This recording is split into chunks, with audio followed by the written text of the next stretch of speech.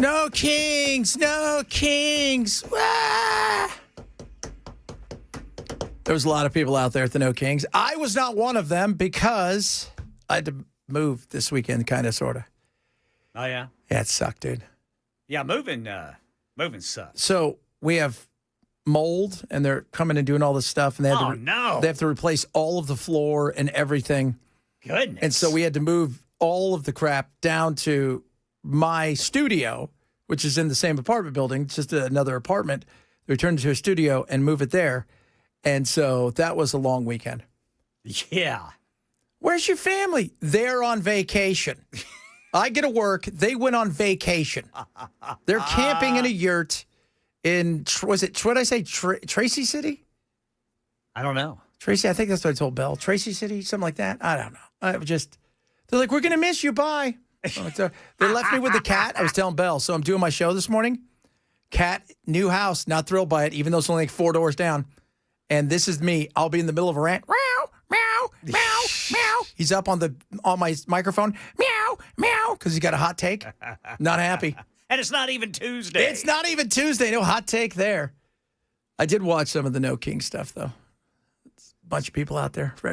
Were there any naked ones up in Portland? You know what? Portland was Portland. There was some wackadoos. Don't get me wrong. There was some nudity, but nothing like the nakedness that we saw. Ice thing. Yeah, because there was going to be a bigger crowd of regular folk. Yeah. So kids and everybody out there. And people like, oh, my God, it's Trump's the worst. And he's the worst. And it's all about, I'm like, you guys, the whole thought of you doing this says he's not a king. Because you're still here doing it. That's kind of the way this works. If you were, let's just say, I don't know, really thinking he was a king, what would happen? You'd be dead. That's the way that works. Yeah, that you're right. They don't mess around, kings like that. The way that you think he is. Other kings, I mean, you get this, this last week they stripped old Andrew of all of his titles. Oh yeah. Did you see that? Yeah. And then these emails came out about Sarah Ferguson, his wife, Fergie, that she was asking old Epstein for money. Goodness. Begging for money because she needed money because there was all these bills and she couldn't afford to pay her staff. Goodness. I didn't see that. Yeah. She was begging. She's like, what can you do to help me? I'll come to the island. Oh, he's like, you're a little old for what I'm looking for, but whatever. Yeah. It's insane. That guy, because apparently he tried, well, it's now come out that he really tried to inquire about, what's her name, Virginia. Oh, yeah. Yeah, like he was trying to get to her information and trying to shut it down. Yeah, but I know, because Kash Patel told me right before he told everybody, see you in Valhalla, he told me yeah, and everybody else, he never once, ever trafficked a girl to anybody. It's all for him, except for this part that everybody knew about because they already started taking his titles away. Dude, imagine that. You have no title now. You're just Andrew Flump. Yeah, so what does that do to him, financially? I mean, I guess he's still okay. He's going to have to. Well, he's not going to get any more money. So he's stripped of all that. Whatever he's got left, I'm sure his brother will make sure he's now going to live in a casita on one of the. Yeah. I mean, if they don't even want him around. Little guest room. They don't even want him around. They've told him, don't come to anything. We don't want to see you. You weirdo. Oh, wow. Who would have thunk? You got nothing. What a loser. Who would have thought that Meghan Markle. No, just kidding. She's awful. She's worse than he is. But still, Meghan's pretty bad. Was she the princess of mean? She's awful. Our first American princess, and she's a biatch. And nobody likes her. Nope. The other one made the dude give up, right? Yeah. Back in the day, he had to. So this is what we got. Yeah. So all that stuff gone. So he's not the Duke of anything. He's not the Prince of anything. He's just a man. Bye-bye. Think about this, too. Your daughters, because you got 2 daughters that are, in their early 20s or whatever, not too, about the same age, a little bit younger than the William and them. And Your dad's chasing around youngsters, and your mom is a loser. And she just, she sold her because they stripped her of her titles too. Like the whole thing. Wow. Yeah. So you're screwed. And then you were caught begging the child molester trafficker for money. Oh. That's got to super suck. That would be like sure it does. That's like the worst kind of suck right there. Like it's not even that's like, you guys didn't even get, really? You're the worst. You're the worst parents ever. That's when you're sitting by yourself in your room thinking, my life has not turned out how I expected it. We're not even invited in any cool stuff anymore. I think grandma, so I think the queen, she fought everything off as long as she could. Yeah. For them. And I don't think it wasn't until everybody said, all right, she's gone now. She's dead. So you need to do something about this. And Charles is like, okay, I will. And then he goes and does it. No more. Man, now you don't even address you as sir or your highness anymore. It's like douche canoe. What's up? What's up there, Prince? Touchy McFeely? Man. Prince Pedo? And that's terrible for their kids, Oh, man. God, it's horrible. Because you've talked about it before, man. The press in the UK is brutal. Brutal. Man, I tell you what, I remember it was so brutal that, and they don't skip on anything. I mean, at all. They've got page 3 girls, which are always nice. If you don't know page 3 girls, anybody could buy The Sun in England, and a page 3 girl is the big-breasted woman with no top on page 3. But I remember waking up, I think it was near my birthday, when they had killed, or Christmas Day, Ceausescu in Romania. There was this dead body. It is him and his wife laying next to each other, their heads blown off. They didn't care. The Brits. And when Freddie Mercury died, they hounded him. I mean, you could not believe how much they hounded him. And he only announced he had AIDS the day before, but everybody knew because they had all these pictures. Right. And they pay ridiculous sums of money. They're like TMZ before TMZ. Wow. To get you. So it was, it's brutal. It is not a nice place. And to be those girls, to go through all that stuff. Oh, what a nightmare. What a nightmare. But I was going to go out, and then we started moving, and I was like, I'm just too tired. And I don't know if I want to go downtown and fight it. But tell you what, I don't know how many people. I mean, if you watch conservative media, it was like 8 people showed up somewhere. If you watched, MSNBC, it was 12 million. I put it right around 5 to 7 million people nationwide. Yeah. Because that Chicago one, whoa, that's pretty big. That's pretty big. I mean, but it goes back to this. Kings don't allow you to do that. That's true. Dictators don't allow you. Go march in a place where there's a dictator and see what happens.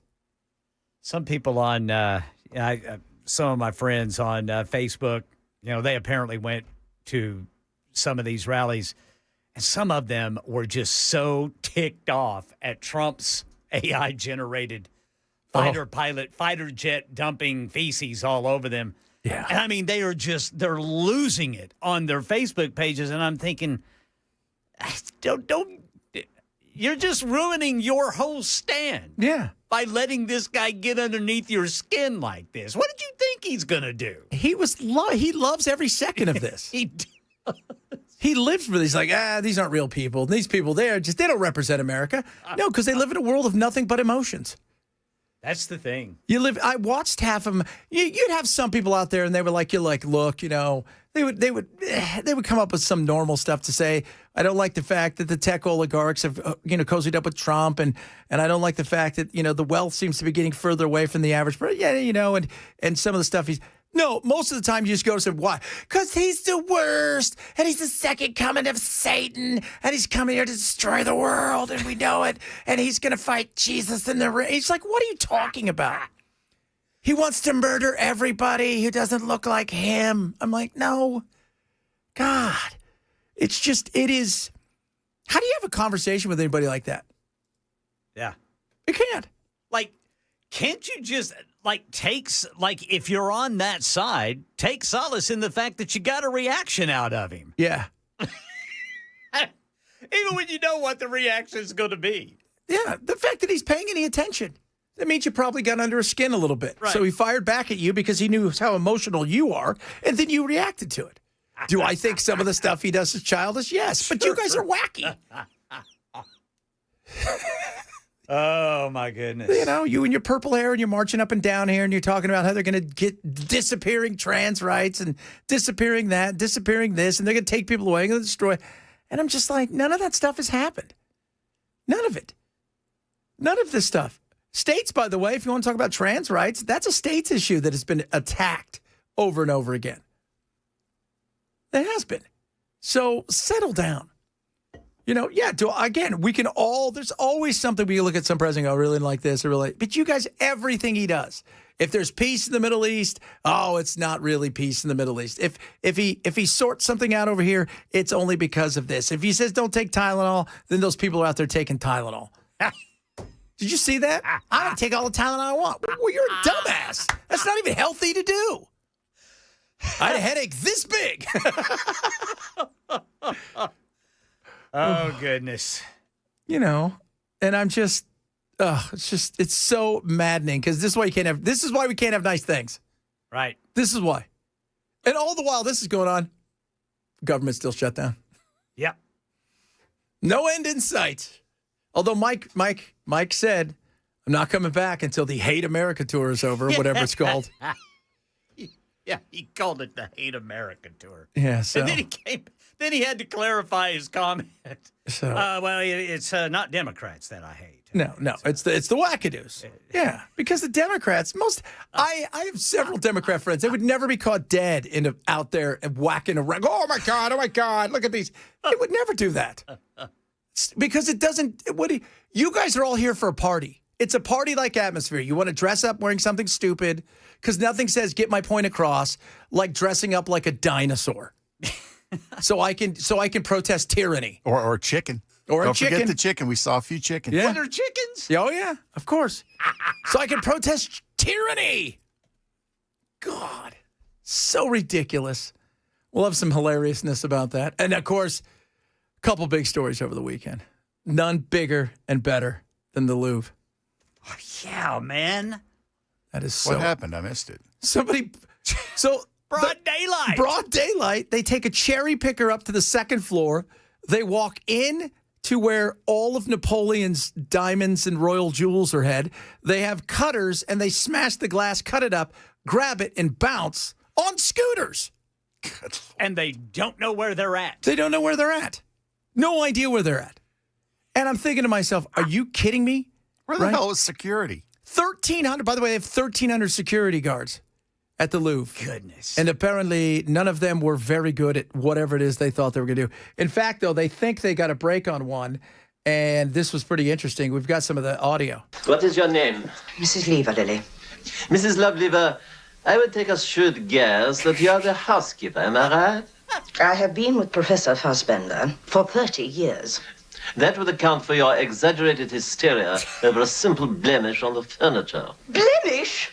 Whatever has happened to the piano can easily be repaired. That my hand is on fire. Call Inspector Clouseau whenever you need to get something done. Is that your dog? Couldn't be any worse than what they got. They took a cherry picker. They tried to light their van on fire, and that didn't work either. It didn't work. So they grabbed their little scooters and scootered away, and nobody can find them. Nobody can find them. Good God. 7 minutes, though. They said it was not like there was nothing sophisticated about it, but it was well orchestrated because they were in and out in less than 7 minutes from the time they got in the cherry picker to go up to the second floor. Wow. Oh, good God. So let's say they don't get caught. Where's the payoff for the thieves? Nowhere, because who wants that? You could cut the gemstones down. Black market collectors. But you could never. Who are you going to sell it to that would not bring that much heat? Because they value. Well, it's like with Egyptian antiquities. Those aren't supposed to be sold. You got people that are. But we're talking. Well, luckily they dropped her crown, which was supposed to be the crown of the crown jewels, but still, they estimate the entire collection is worth $1 billion. Who's buying that? Yeah. Because the whole thing of getting something like that is you want to show it to people. And you can't. You can't because some idiot that you think is your friend is going to say something. You know what I saw? I saw Napoleon's stuff on a boat with this shake because that's who would buy it. That's right. Oh, Chad. Coming up. A lot of stuff to get today. We got some more from the fun that was. Yes, kids. No Kings. And luckily, no Kings. Talk a bit about that. We got a bunch of other good stuff, including more on this and arguably the greatest baseball game by a player in history. Talk about that as well. If you missed the show, shame on you. Grab the podcast. Chad Ben Show, Super Talk 997.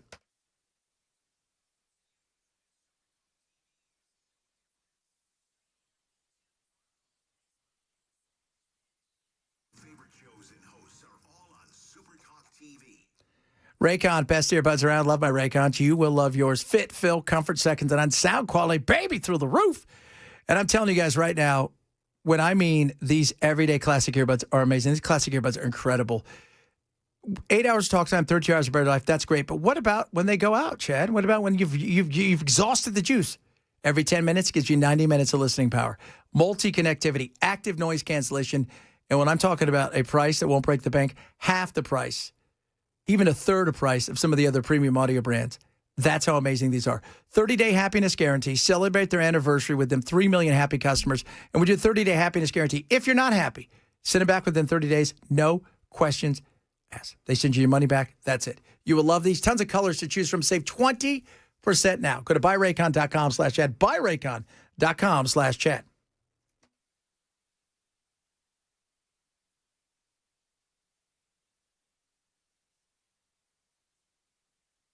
Selling your home can be stressful, but it doesn't have to be. Get a guaranteed offer from Mark Spain Real Estate. There are no showings, no open houses, no stress. Work with the #1 real estate team in the U.S. and close with confidence. Go to markspain.com today.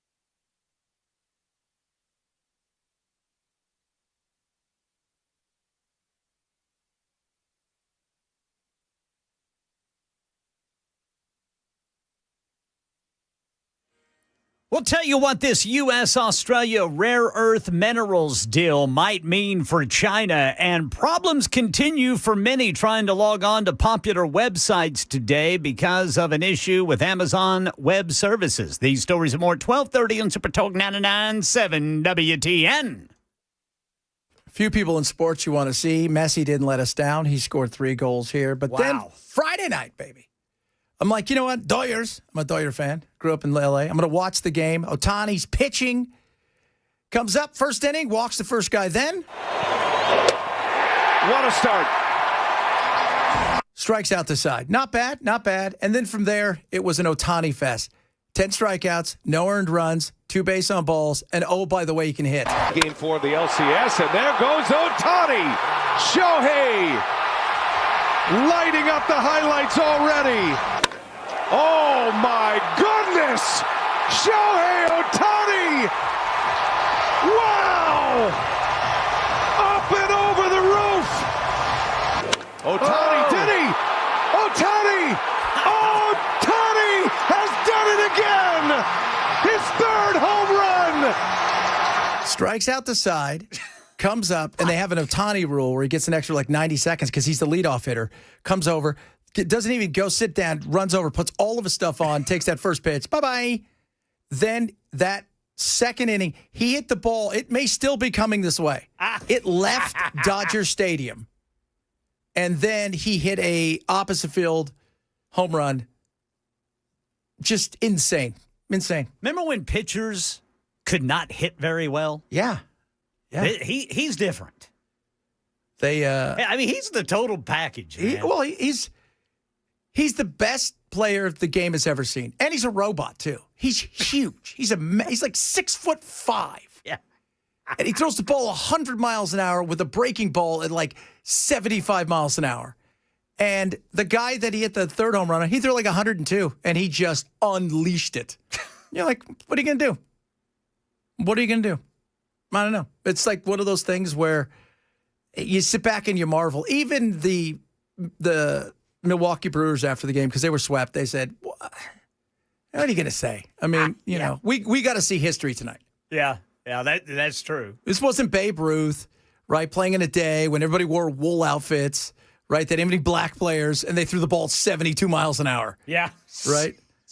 Here comes Sid Sidman. Look at him. He's throwing it really hard today. He's got a real rocket for an arm, I tell ya. He pitched 465 innings last week. He's got dead arm. He's got no arm. Get another pitcher.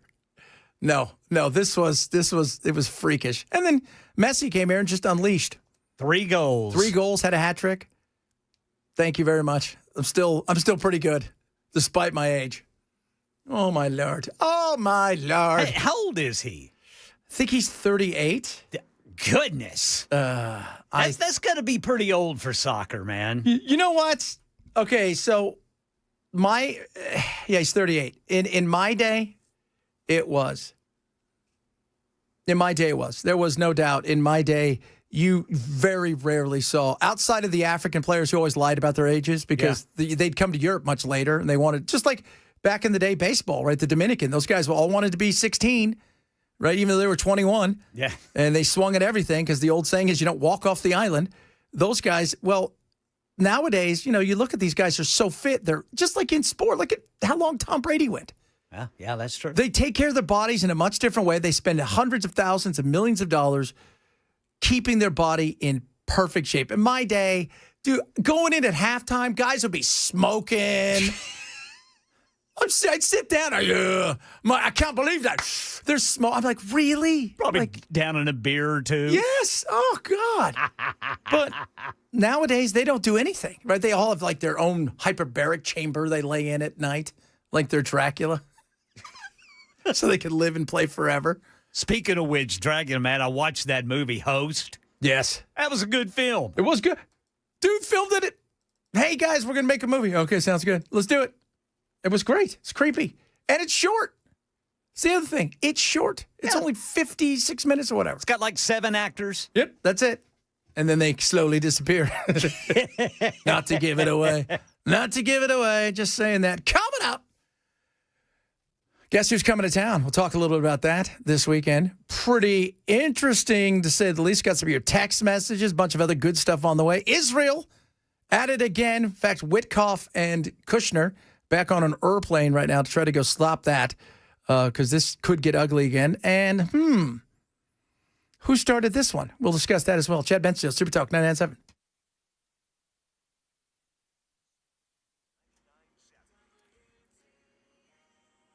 .30 on the dot. I'm Ken Weaver with your top stories. Got the full forecast in 5 minutes. The U.S.-Australia rare earth minerals deal President Trump just signed at the White House is a direct challenge to China's dominance in the global supply chain. We work together very much on rare earths, critical minerals, and lots of other things. And we've had a very good relationship. We've been working on that for quite a while. In about a year from now, we'll have so much critical mineral and rare earths that you won't know what to do with them. They'll be worth about $2. China currently dominates the market, controls 90% of rare earth production. Problems continue for many trying to log on to popular websites today. ABC's Mike Dubusky has the latest. Websites for the Wall Street Journal, Pinterest, Verizon, Delta Airlines, and others continued to have problems into midday following a major outage at Amazon Web Services in the overnight hours. Amazon accounts for about a third of the cloud computing market, which means when it has problems, it affects major swaths of the internet. Outages like this said to not be unusual.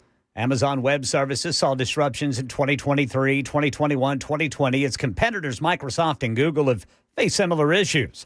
Here in Nashville, free parking on Music Row may soon be replaced with paid meters. City officials say the change would affect around 200 spaces. Actually, they've scaled that back to about 116 spaces. But musicians and music industry workers, nonetheless, they don't like it. Metro Traffic and Parking Commission expected to make a decision later today. They're set to meet at 2:30. Medical news about food allergies. So this study confirms what research has shown for over a decade. It's that the early introduction of allergenic foods, in this case, peanuts in young children and babies, can reduce the risk of food allergies long term. Yeah, they're talking about 50%. Medical contributor and pediatrician Dr. Alok Patel there. That's the latest news. Weather's next. I'm Ken Weaver, WTN News.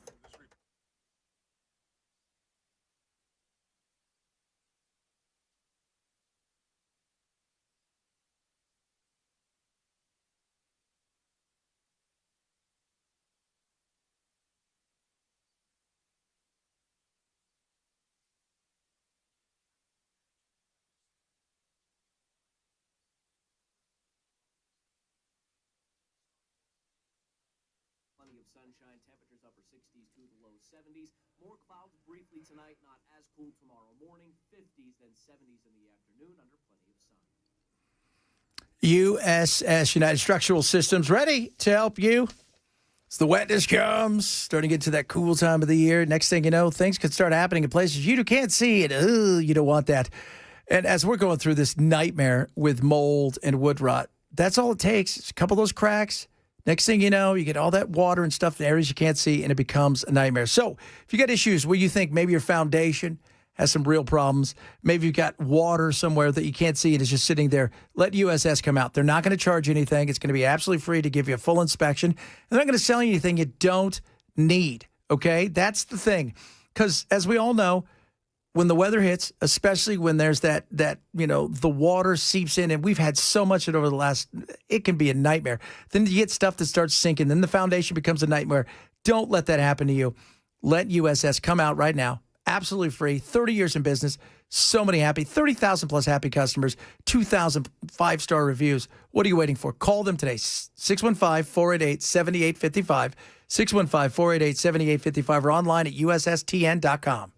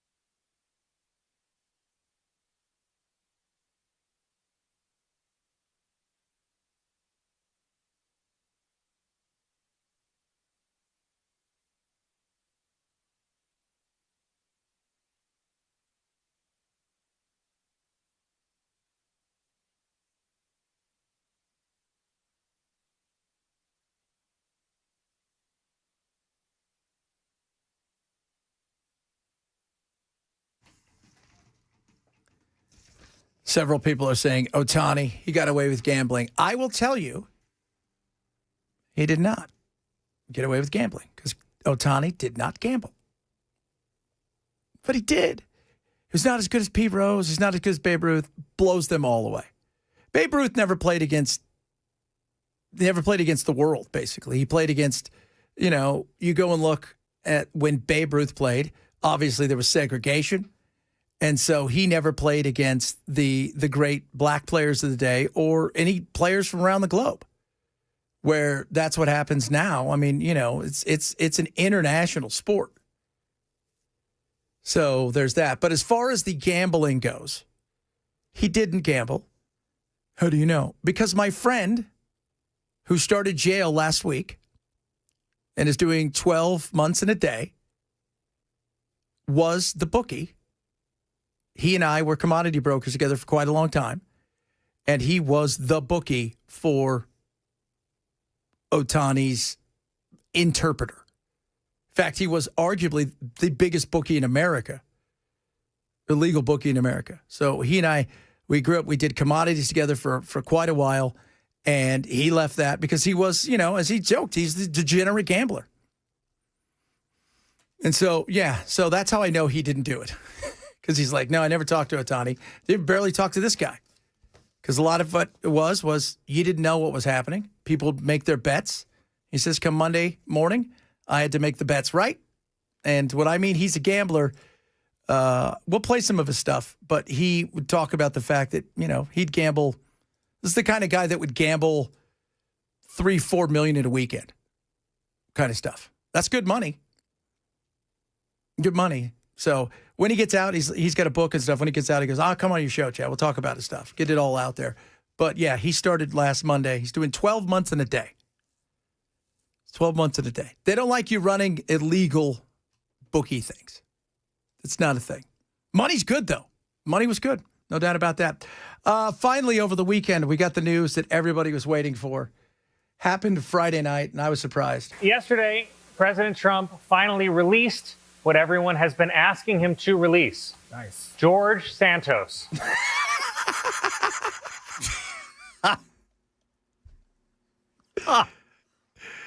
George Santos. I just thought, this is hilarious. So he commuted Santos's sentence. He didn't pardon him. So he's still a registered, felon. He's still, he can't vote or ever hold office again. All of those things. But he is finally free. His long nightmare is over. They said he was in the SHU for a while. He was in all these places. They was in solitary confinement. He wants to focus, like a lot of Republicans came out and hammered him. And he's been on a bunch of shows. He was on with Dana Bash this weekend. Look, they're entitled to their opinion. Dana, this isn't about tit for tat. It's not about revenge. It's not about retribution. It's obvious they are my critics, and they have the right to do that. And they have the right to say whatever they're saying. I'm not going to sit here and go on my former colleagues, Lilota and Garbarino.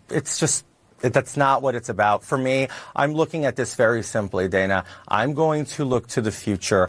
I've learned a great deal and a very large slice of humble pie, if not the entire pie, for the experience I had at FCI Ferriton under the care of Warden Kelly. He just wants to get back in shape and try to defend his World Heavyweight Championship again. Right after he goes to space. All of the stuff, I was going through all of the lies he told. There was so many spectacular. The volleyball lie was spectacular. You guys remember that when he said he was a national champion? And it was, who found him out? Nobody paid attention to this. Nobody. And it was called like the North Longshore Gazette. It's the thing where somebody would go and they would write the thing, and then they would have to go sell coupons later on in the day for the paper. It had less than 20,000 subscribers. And they were the ones who found it out, Bell. They were the ones. Real journalism. Real journalism. And then it got closer, and then he finally got elected, and people are like, maybe we should take a look at this guy. He was a billionaire, gazillionaire. He was an astronaut. Like, he would just make so much stuff up. He's like Kim Jong-un, but American. With none of the fear that comes with Kim Jong-un. The volleyball. I was a D2 volleyball champion. No, you weren't. You weren't even close to that. You can't jump. Remember, he was gay, but then he was straight. Then he was Jewish. And he got elected. Then he got elected. And you know what Trump said? Well, at least he did some good things. At least he always voted Republican. I wouldn't brag about that. Now, was the 7.5 years a bit much? I went through some others. That might have been a bit much because they got some of the money back. He had $202,000 in his account when they took it and gave it back to the people. He owed $300,000 plus. It was just, the lies were so spectacular. And nobody bothered to go, maybe I should Google this guy. Nobody once said that. Except for the little paper that's selling coupons for the pizza place. And in between the coupon and the obituary of Aunt Nancy is a story about this guy being, a shyster. Spectacular. Good reporting, guys. Good reporting. It's on Google. It is. Speaking of on, all right, Ken, you guys won this weekend. Pretty Yes, awesome. Who'd you beat? South Carolina Gamecocks. Oh. You know what's happening this weekend? This weekend. Game day is here. Oh, yeah. Yeah, for Vandy and Missouri. In Missouri. Game day is here. Vandy has got the game day here. I don't know if they have ever had that. Very interesting. God, no. They are, they're good. Yeah. I'm telling you, man, Vanderbilt is, this is not your dad's or your grandpa's Vanderbilt. This is the first time they've been, 6-1 since 1950 or something? It's like, that's how long it's been since they were, last year they were 7-6 and you thought they would have won the Sugar Bowl. But the reality is that this is, Vanderbilt is in the SEC because it's in the South and because the SEC needs somebody to pull the GPA up for the rest of the SEC. The rest of the SEC is dirt. Yeah, there's a bunch of future lawyers and doctors playing football over there for the Commodores. That's it. Yeah, you know who's playing football at, Alabama? NFL players. Yeah. Guys who didn't even know they had class. We have class? What's that? When did that happen? And they've done it in a way here's the thing. You finally got a coach that you think this guy's going to be the man. We got stuff going on. What are we going to do? And all of a sudden they fired their coach in Florida. And now everybody thinks if it's not going to be Lane Kiffin, that it's going to be this guy that they're going to try to come and take. Yeah, him or maybe Penn State's coach they just fired, James Franklin. Yeah, because he only wins 10 games a year. And you're still trying to get the stink off of Joe Paterno and what's his name? What was that guy's name? Sandusky? Yeah, Jerry Sandusky. God, do you remember when he went on television on Dateline? And they're like, do you touch kids? He goes, not really, but once in a while. Who's your lawyer? Yeah. Yeah, Vanderbilt, it's going to be interesting to see if they hold on to this coach. Because this guy has... The coach and, NIL has changed things. Now you've got players who are willing to go places where they wouldn't have gone before because now they're getting paid. Yeah. But you've got a coach over there at Vandy he's changed the culture. No, yeah. And that guy, the Pavia guy, he got offered $4 million by another SEC team to go over there, and he stayed here for just a mere $1 million. A mere $1 million. And he's going to try for his 28th year of eligibility next year. Diego Pavia.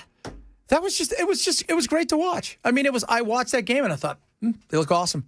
And that guy loves, if he was taller, if he was 6'2", he'd be the number one pick in the NFL draft. But he says he's 6 foot, and by 6 foot, we mean like Tom Cruise 6 foot, which is 5'9".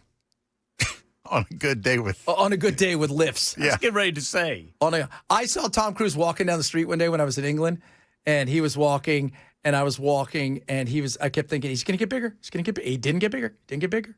Michael Douglas was the same way. It was like, Michael Douglas. Not an optical illusion. Michael Douglas is 5'5" at best. At best. So his dad was tiny. Pavia may win the Heisman.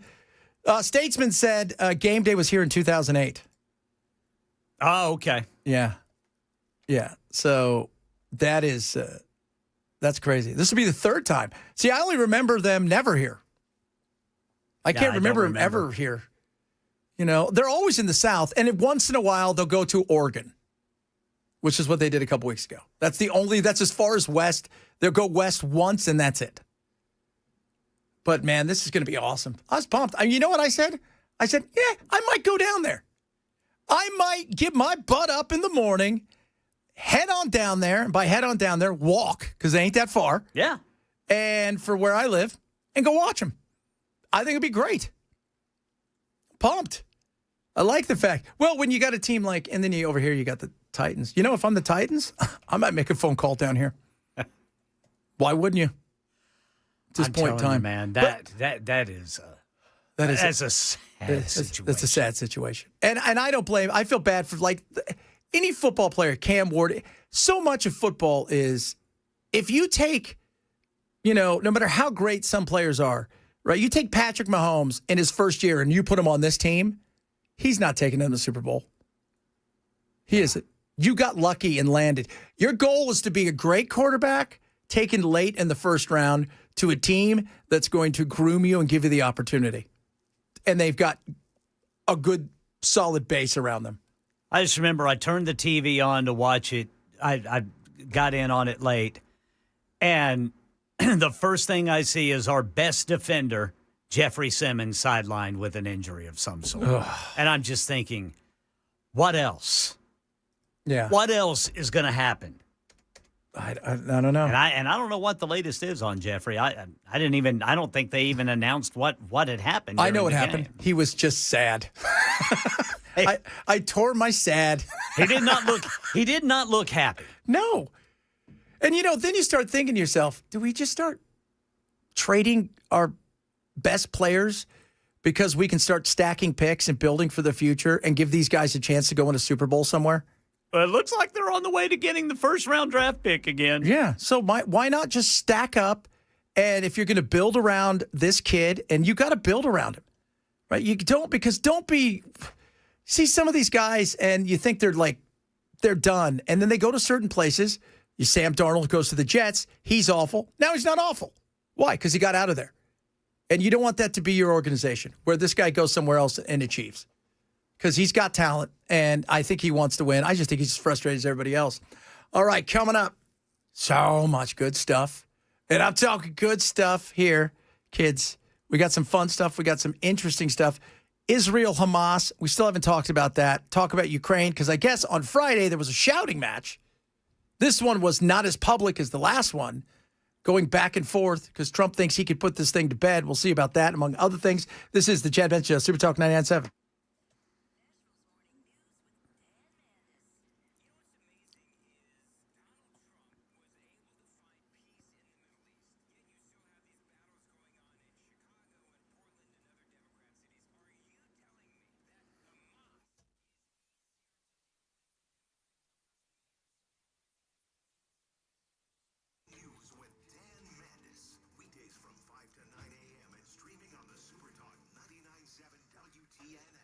All right, kids. Prize Picks. Speaking of winning, opportunity still for tonight. But check this out. Tomorrow, Prize Picks got something for you right there.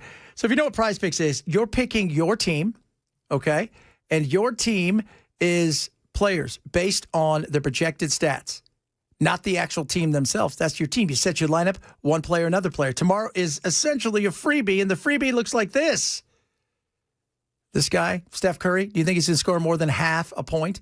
There's one leg of your lineup. Now you can do baseball, you can do hockey, you can do soccer, you can do football, you can do whatever, more or less based on the projected stats. Touchdown, hits, strikeouts, you name it. It's that simple. Now, when you use my code, Chad, so you go download the app, and and use code Chad, the minute you play your first $5 lineup, you get $50 in lineups immediately in your account. It is that simple. So whether you think, hey, you know what? It's a good game tonight. We could do some stuff there. Or maybe you're thinking, yeah, I like basketball. The opportunity's here. There you go. Already starting you off with one leg of your lineup. So what are you waiting for? Download the app there. Use my code Chad. Get $50 instantly when you play your first lineup. $50 in lineups instantly right into your account. Win or lose after you play that first $5 line. Prize Picks. It's good to be right. Must be 21 in Tennessee. Gambling problem. Call 1-800-889-9789.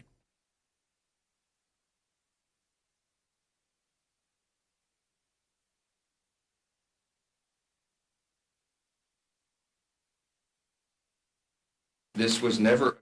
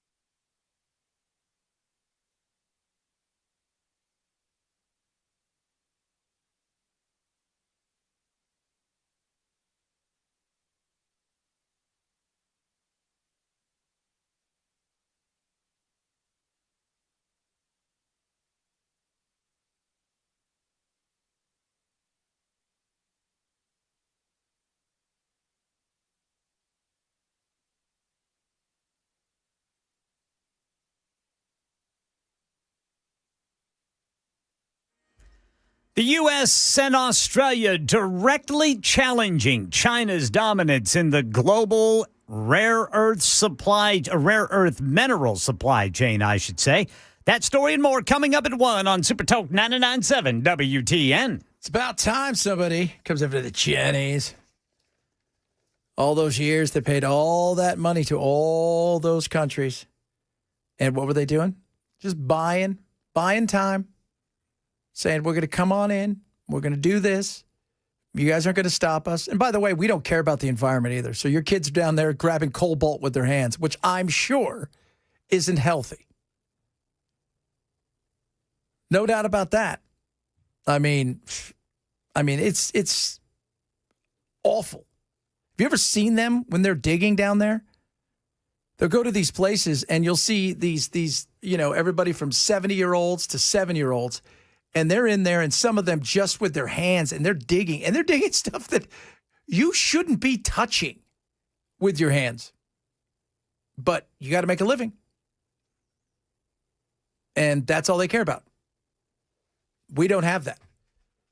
We don't have that mentality of that in that situation where you think you're going to throw everything into, just into this, and no matter how sick you get, some of the stuff that they dig for, because that stuff it's not safe for consumption of any kind. The fact that we put it to our ear is also weird, because God only knows how much radiation is. It's crazy. But this will be a battle, because this was the thing. If China was able to really corner the market and really corner it, and they have somewhat, yeah, that's big time scary, because we're talking phones, we're talking cars, we're talking everything. And they believe now that they've got a chip that can rival some of NVIDIA's. I don't think that to be true. But that was one of the things Trump did when he first got in. He said, all right, NVIDIA, you can sell them stuff, but it's got to be second and third generation. They don't get the good stuff. Okay? They're not getting the top shelf stuff, right? They're getting the regular old crappy stuff. They're not getting anything that's way up there. The stuff that you keep back for the good, that's us. And so China said, well, we'll see what happens. So we will see. Coming up, hour number 2, a little Israel, some no kings, bunch of other goodies on the way. If you're missing the show, we always say shame on you. Reach out across all of our social media. We've got tons of social media out there. Follow me at Chad Benson Show on the X, YouTube, Facebook, and everything else. We got Ken coming up with the latest of all the ins and the outs and the goings-on of the world of news. Chad Benson Show, Super Talk 99.7.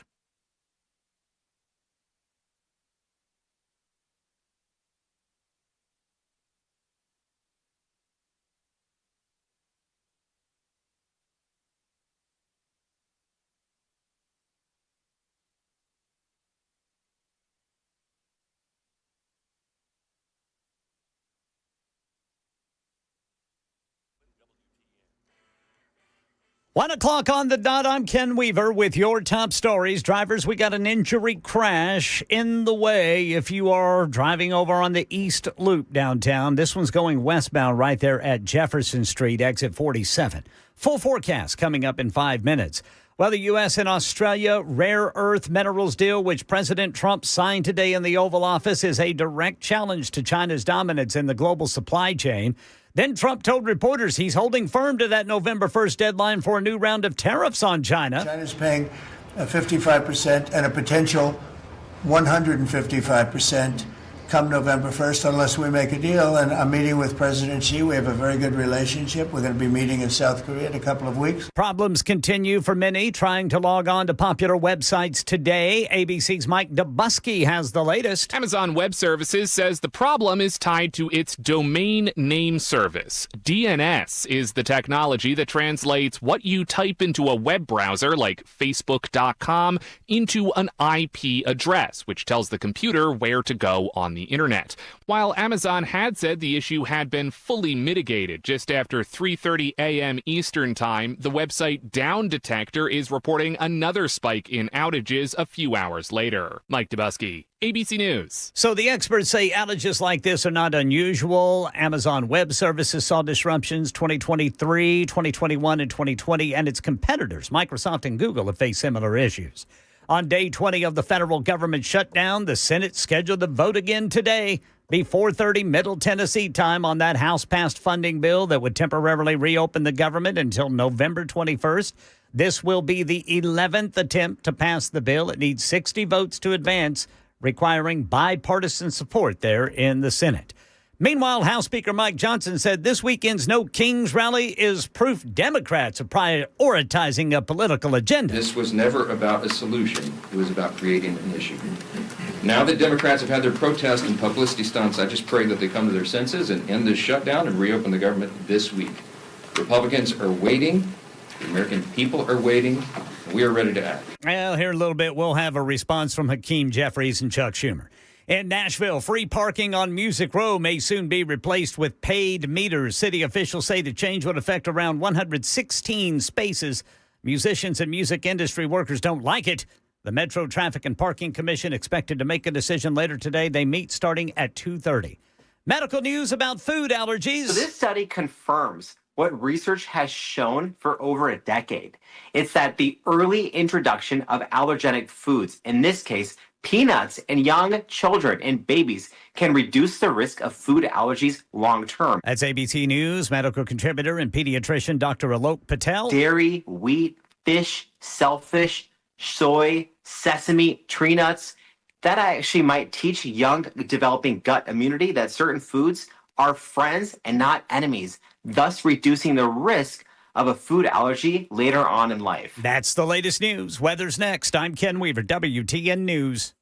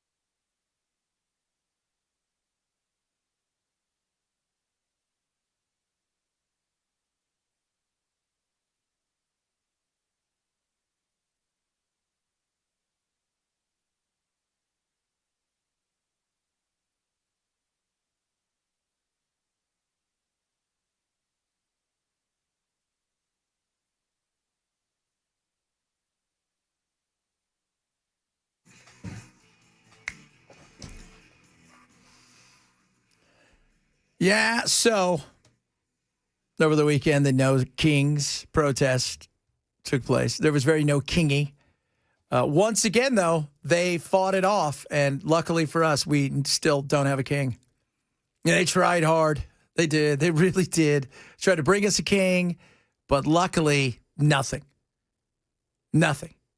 Was it lame? I don't know. I mean, look, here's the beauty. We had 5, 6, 7 million people that went and protest in this country. How awesome is that? Like it, don't like it, whatever they have to say. It's the beauty of our country is free speech was abundant. Now, that being said, was it, and I never say it's a waste of time, because having our freedoms, having the opportunity to exercise those freedoms, when you think about the fact that we have a lot of young people in this country who don't exercise their freedoms, who don't really understand the Constitution, who don't get the fact that we have all these amazing things that are available to us. They don't. You know, you wonder why there's an appeal of Mondani and even China. Because they look over and they're like, this guy's promising all this stuff. You go look at China. China's, they're communist, but they're not really communist. They're communist in name. They're an authoritarian capitalistic society, but everybody's got something, right? Everybody's got this or everybody's got that. They all got health care. And that's what the young, because the young don't understand it. They don't exercise. So to see them out doing that, I'm okay with. Did they solve anything? No, there wasn't anything being solved. It was one weekend, and then it was over. And next weekend, you know what's going to happen? Everybody's back to their normal life. You'll still get some protests here and there, places like Portland, people riding around naked on their bicycles. But they're doing that anyways. So that's not the same as what this was. So great that they exercised their voice. It didn't change anything. But it's good. You did have some wackadoos out there. I'm not going to lie to you. I mean, there are some people out there that just say stuff and you're like, what are you talking about? I mean, it is bizarre that you would take your family and you would throw them out there and you would say wacky stuff like this. This is your birthday, so you came out on your birthday. You thought it was important. Tell me why. Absolutely, because I have 2 little boys who deserve a bright future of freedom and democracy. And this is a nightmare that I'm living in. And I'm here to make a difference and to be loud and proud. And there's no other way I'd want to celebrate my birthday than with my parents and my best friend fighting for our country. So for a birthday present, what do you hope happens? You know, you wake up tomorrow morning. I hope that I see the obituary that we're all waiting for tomorrow. That's what I hope for. You wishing that President Trump is dead? Yes, absolutely. Okay. I'm glad you took your 2 kids to wish somebody's death. Who does that? People who live in a world of nothing but emotions. They live in emotions. You know, I said when I went out to that last one, so many people that I saw, the fear was that their world was changing. It was being taken away from them faster. They didn't know what to do. They were frustrated. They were angry. That's understandable. I mean, I get some of that. Do I think that they changed anything? No. Trump, of course, poked fun at them, the usual stuff. What did he do? He did 2 memes. One where he dropped feces on people, which is disgusting, but, you know, and the other one where he was dressed up in a crown. Hello, it's me, Trump. Then you had other people out there who just wanted their voice to be heard. Again, beauty of our country. We've got to fight for our Constitution, and we got to fight for American democracy. That's the only reason we're here. We love our country. I love America. That's why I'm here. It's a democracy, right? We don't need a king, correct? It feels good to be in community. It feels great to be with other people. You can get sucked down a hole and be scared, but we don't have to be. We don't like what's happening, and we need to do something. And if this is all I can do, this is all I can do. I have to do something. Find something you can do. You know, call your representatives. Just be active and use your voice. There you go. Simple and easy. Don't break stuff. And for the most part, having that many people out there is pretty peaceful. I don't think there was anything but a few skirmishes here and there. So, but it didn't change anything. Still the president. He's not a king. Never was a king. Never was a king. He's not a dictator. Let me tell you how fascism works. Benito Mussolini didn't allow this kind of stuff to go on. As you guys like to compare him to Hitler, guess what? Hitler was not a fan of big protests against him. He quieted him down very soon. It just never happened. So everybody take a step back. While the Orange Man may not be the thing that you dream of, the reality is he's not going anywhere no matter how much you wish it, which is an awful thing to wish. We move from there to, yes, kids, our government's still shut. I don't know if you guys are aware of this. Still not working. This is the first time in history that any party has had the audacity to shut down the government over a totally clean, nonpartisan continuing resolution. This is a political stunt. And it's a political stunt. Well, politics has become nothing but political stunts. That being said, if I'm the Democrats, here's the thing with the Democrats. You guys don't, no matter what the Republicans give you, you can't sell it. You couldn't sell life to a dead man. You couldn't sell food to a hungry person. You couldn't give it away. You couldn't. You could come out, and if I'm the Democrats, I put this thing to bed. Come out. We voted on it. They said they're going to negotiate. You guys heard them. If they don't, that's on them. If your premiums go up, that's on them. But, Chad, we don't want them. Nobody wants the premiums to go up. You know what I don't want? Government involved. It's too late. You can draw a parallel between government involvement in college and the skyrocketing prices and government involved in healthcare and the skyrocketing prices. And what happens? Government comes in, they guarantee, they take control, they add layer after layer after layer after layer after layer of stuff. And now what do we have? We have insurance companies that are too big to fail, too wealthy. They design these things. And now it becomes a game of, you know, like earlier today, Bell's over there because our open enrollment started. he's confused. Like, I don't know. Wait, what? It's a nightmare. It really is. I mean, the last 3 years of having to do that has been, you can't just push the buttons. You better read what you're signing up for. You have no idea. Sir. Right? I mean, guys, am I right? I mean, it's like you have no idea what you're signing up for. You have to go deep. Okay, if I choose this plan, what about that? But this plan over here is this, but then I don't get that. None of them are ever good as far as they're all broken up into bits and pieces. It's the a la carte.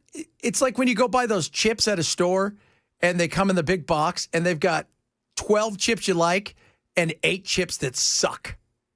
The cheapest plan we have as far as deductibles is $1,750 a year. That is because of Obamacare. Yeah. And that's because of government. Ken, have you gone through yours yet? Not yet. Whew, man, it's a good time. Well, I'm looking forward to it. Good. I think I'm going to have some snacks. You're going to need them. You're going to need them. A couple of cannabis seltzers. Some edibles, maybe? Maybe a whole 6-pack. Oh, God, it is. It is so damn confusing. I sit there and I think to myself, this is why people get frustrated. This is why government, and there's ways around this. We'll talk about it a little bit later because there's 2 countries that have a hybrid model that would be awesome here, but we'll never do it, partly because of the lobby. $750 gazillion, basically. $750 million is what the lobbyists spend from healthcare. $750 million. I mean, when you walk there into your first opportunity to be a congressperson or a senator, they're going to go, here's your lobbyist from the healthcare industry. He's going to make sure that you keep it confusing and him wealthy. That is nuts. It's like the tax code for your health. Yes, it is. Trying to crack it? Well, okay, HSA, what do I do with this? How much do I put stuff? Do not put? I don't know how it works. So when do I get it? Where's my card? I signed up for an HSA. I never got my card. Still don't know what I'm doing.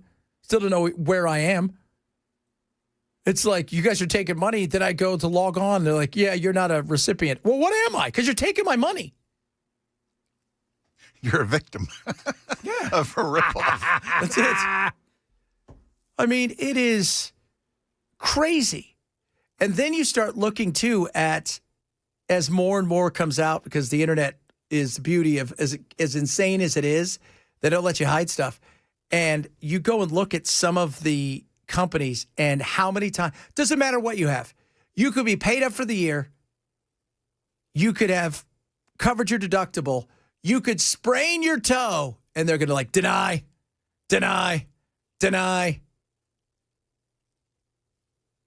That's just tape it up. Here's a little Robitussin. Walk it off, baby. Walk it off. And so if I'm the Democrats, I just say, look, they don't want to deal with it. They want government out of it, which is fine. Let's see if the prices come down.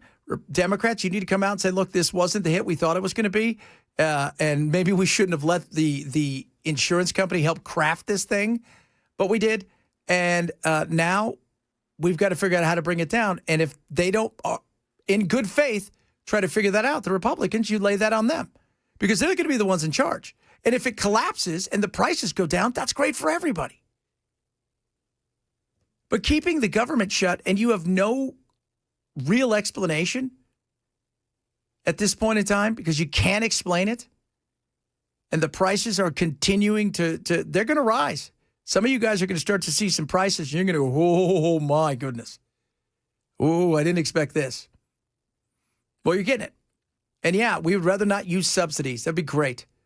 But since 1965, when we decided that our health care needed to be further away from us so we could have administrators between us, this is what we've got. And it's not a win. It's not a win at this point. Oh, I didn't even get a chance to get to Israel. We'll do that in a little bit. Israel. Already Witkoff and Kushner on a plane heading over there. Ceasefire fell apart. And that didn't fall apart. I've been telling everybody that.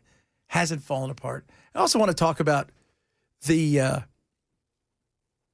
Australia-China battle with rare earth minerals and how we're siding up with Australia. Australia's got a decent amount, but there's an issue. But that's an issue that we're really good at solving. We're very good at solving.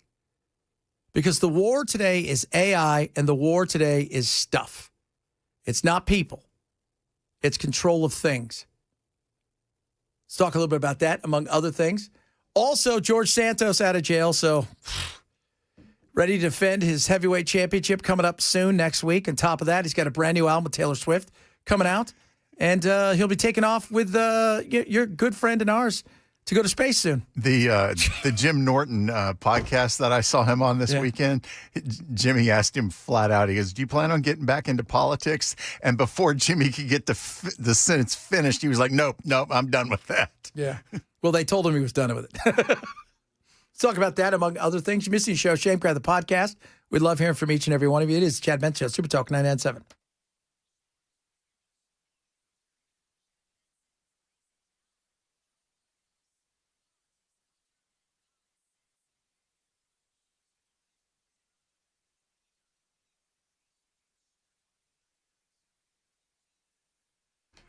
All right, guys. Birch Gold. Why gold? Unsettled times. People moving away from the central bank. Gold's been around for millennia. You see why.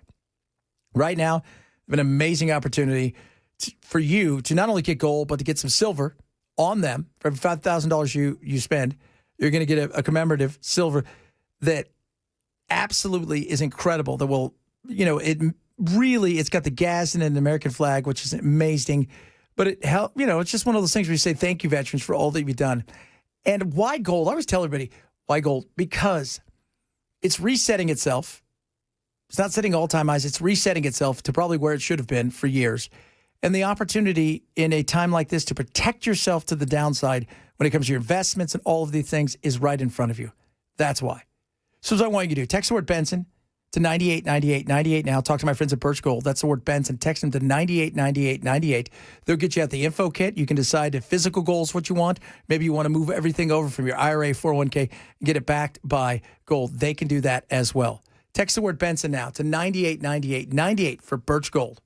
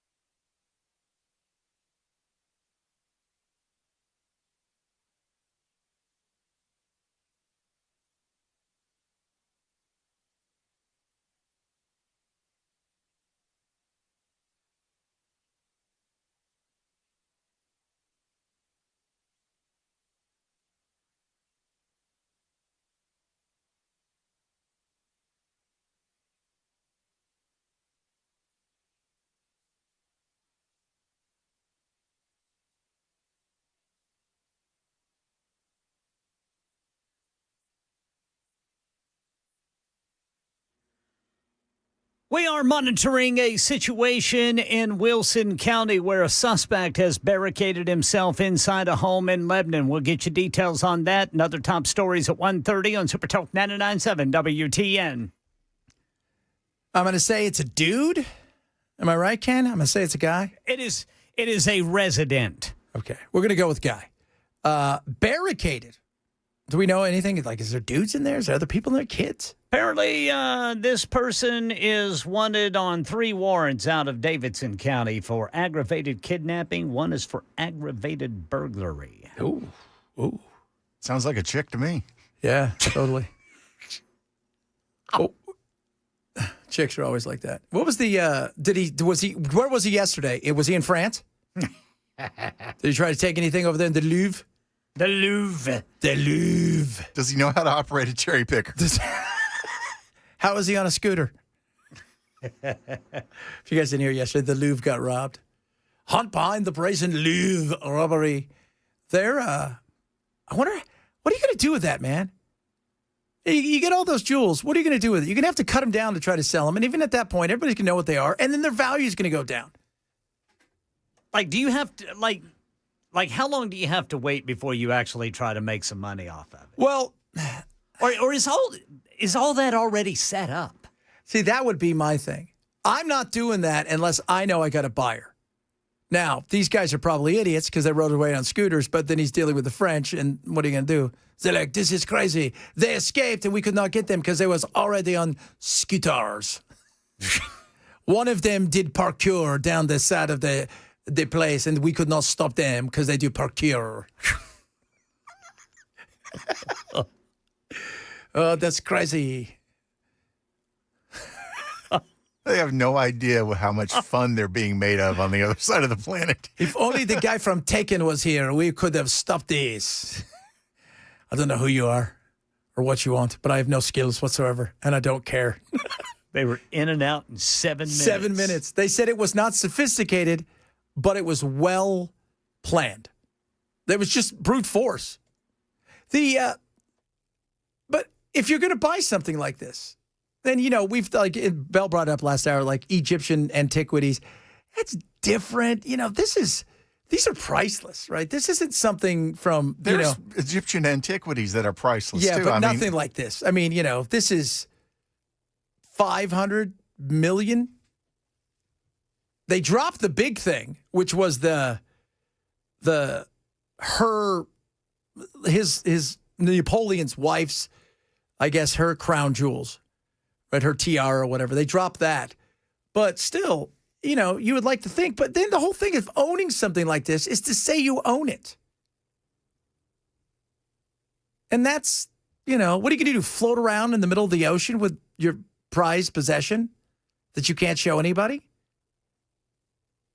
Well, that's what Pierce Brosnan did in the Thomas Crown Affair. He stole the painting and he just kept it in his house. Yeah, that's right. Or what was the movie where they killed Jack? With the Titanic, right? She had the blue thing. Yeah. She had the blue... the something in the ocean? Yeah, Star of the Ocean. But it's like you could give away... You could say, come in and steal the Mona Lisa. Nobody would know what to do with it. You couldn't sell it. Nobody wants that heat.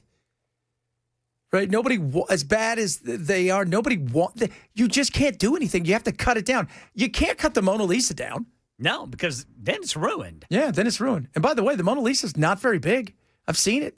I saw it back in the day where you could walk up to it and you could easily throw soup on it, but nobody decided to do that because we were worried more about the Ice Age. That's what I was told by Leonard Nimoy. I just hang that on my front of my refrigerator. Would you? Yeah. That's what my kid painted. Yeah. But these, you would have to cut the gems down, I guess. But then again, you're losing the mystique of the whole thing of why you stole them. Because you might as well have just gone and tried to mug somebody in Belgium that had, uncut diamonds. And I say Belgium because if you guys don't know anything about Belgium, that's the place where Antwerp and everything is where all the diamonds are. Ah. So that's where De Beers and everybody is. But this is, you've got, and they dropped the biggest piece too. So they weren't even good at that. I mean, but they still got away because they parkoured down the wall onto their scooters. Butterfingers made the haul go from $750 million down to $500. Jean-Claude, what happened? Probably what he said. And the other thing is, you had 1,300. So there's 1,300 guards. I don't know how many security guards working yesterday. It was early. It was just after it opened. And by the way, it was only 200 feet from the Mona Lisa. So do you remember, what was it? Do you remember the Olympics? Was it Lillestrøm or one of the ones where they stole the Scream painting? They just climbed up. They climbed up using a ladder during the opening ceremonies, and they stole the Scream, but nobody wanted it. So they ended up finally getting it because it was, again, too hot to handle. People come looking for that. That's what we're saying. All right, coming up, rare earth minerals, the battle between us and Australia. G'day there. We'll see how this goes. And, of course, China, the Chinese, they're always trying to do stuff. Talk a little bit about that. Israel, we haven't got to. We'll touch a little bit of that as well. If you're missing the show, shame, grab the podcast. It is the Chad Benson Show.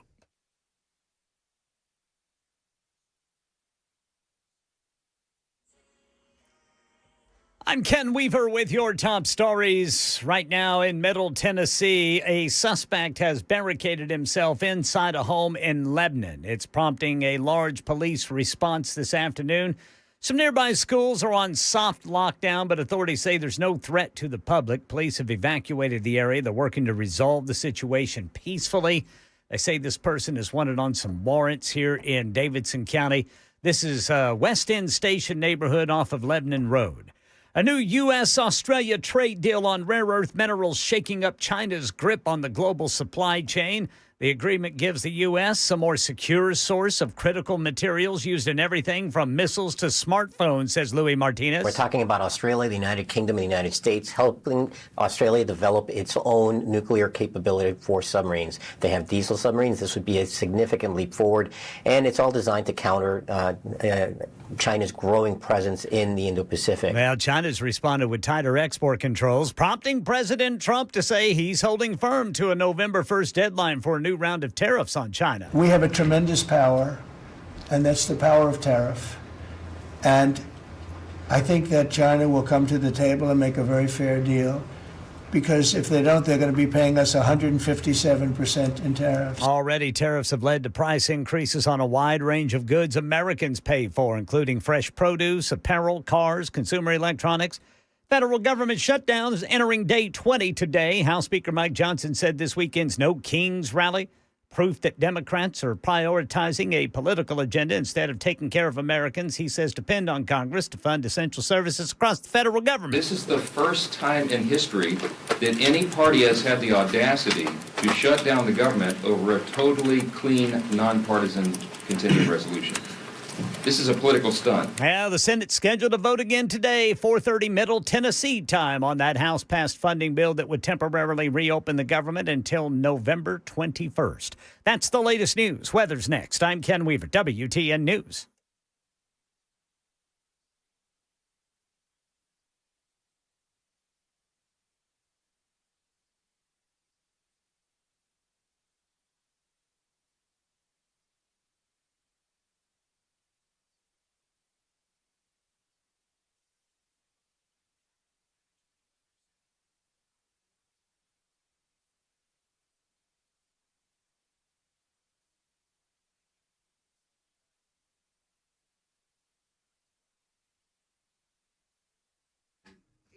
Saturday, breezy then. Some showers and storms move in during the evening.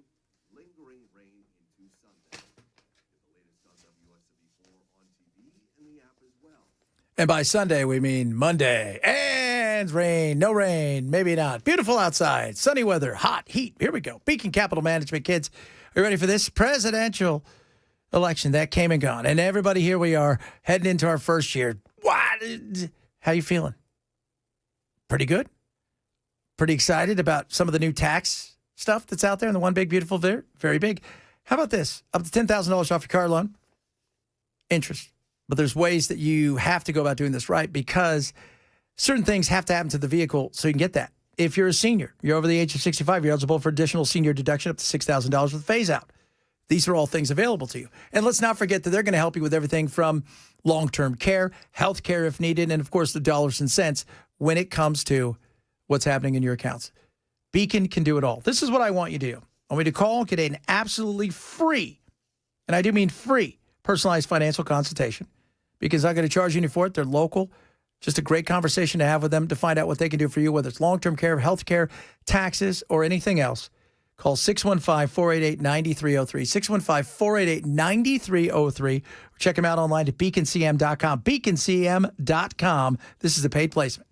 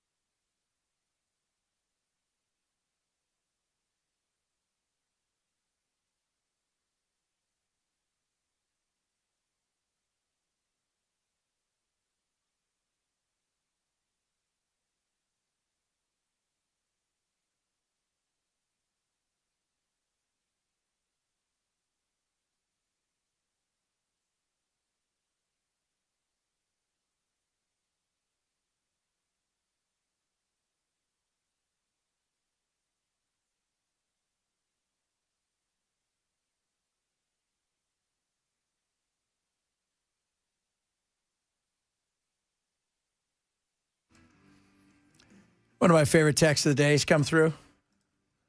I'm no security expert, but I don't think you should be able to get to $1 billion in jewels with an angle grinder. I cannot believe this has happened to us again. We have stuff stolen, and if it's not stuff, people trying to throw the soup of the day at the Mona Lisa. Soup du jour. The soup du jour. I can't believe this has happened again. Oh, my Lord. Trade deals. China.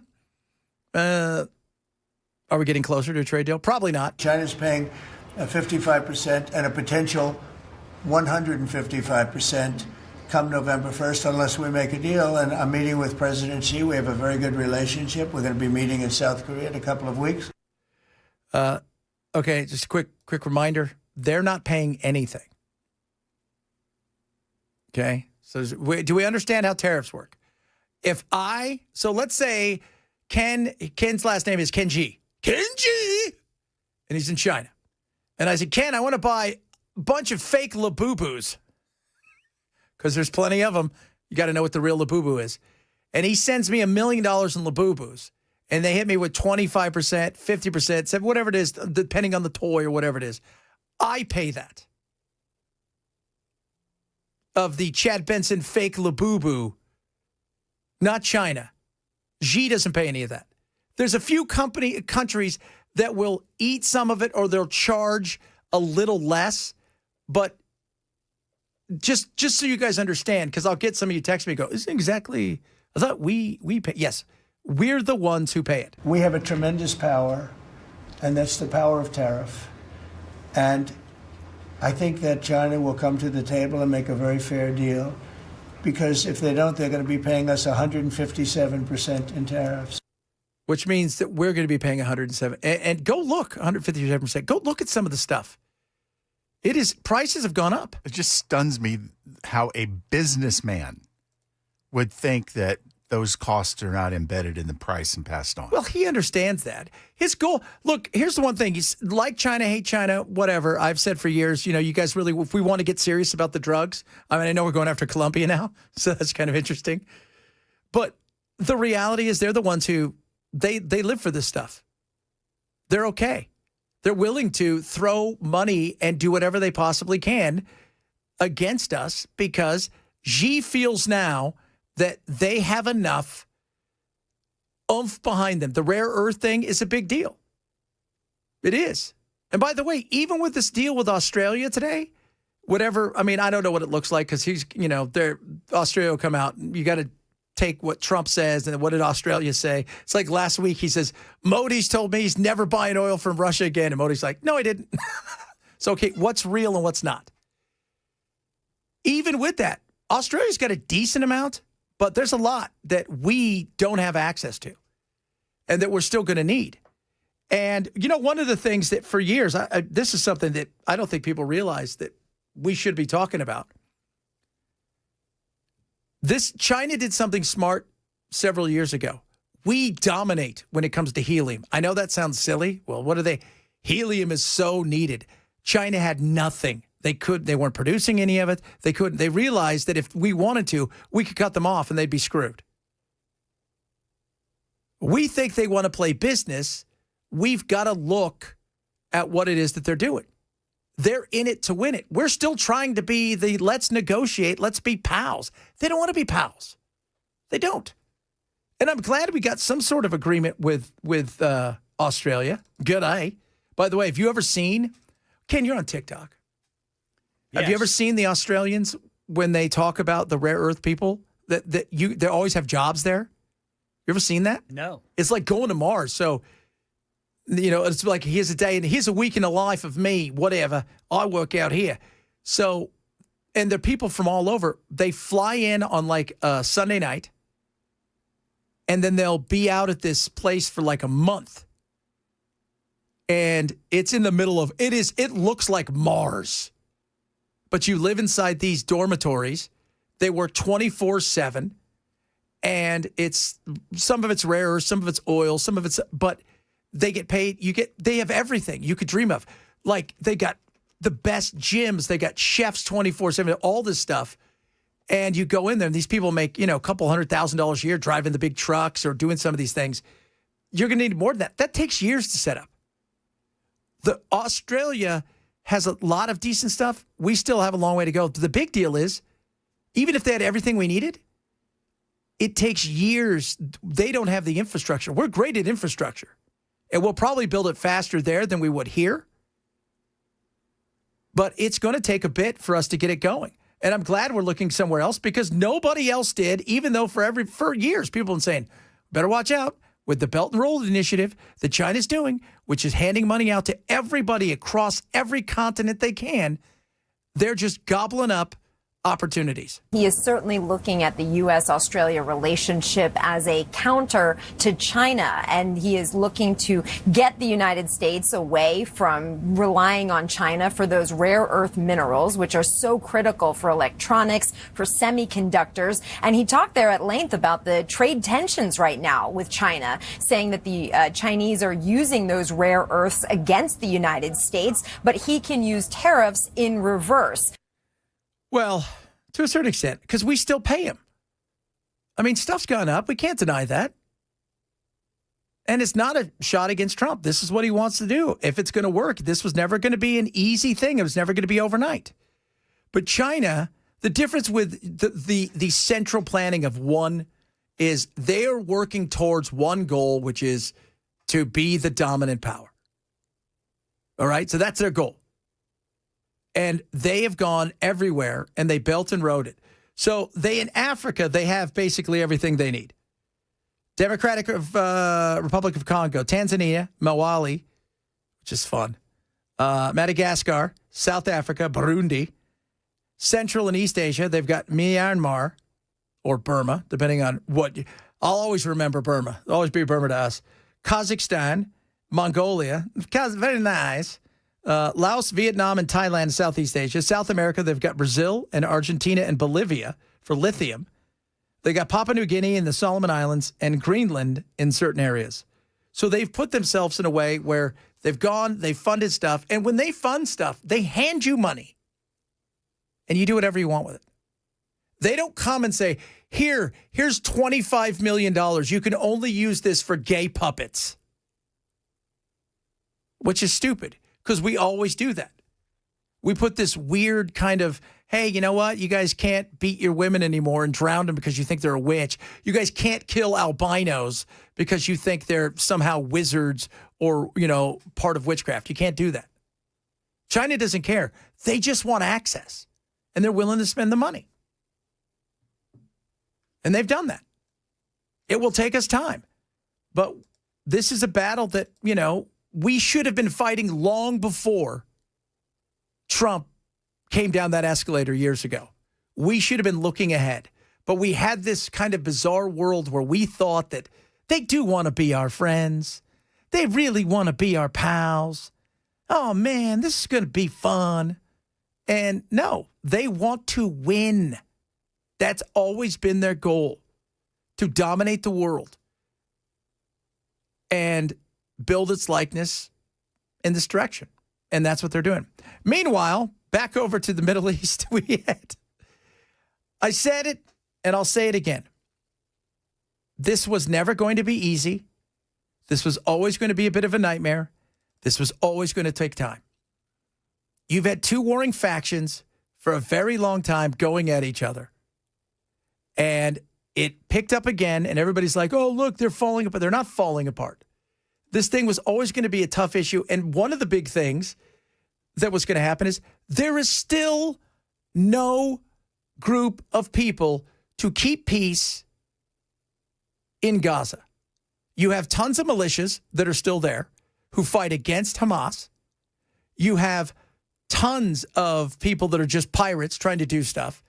You have all kinds of things going on over there. So there's no peacekeeping even amongst themselves. And so this weekend, when it started to take off again, and I know Chris said that, Matt Gaetz brought it up. Look, Bibi Netanyahu was not a fan of this.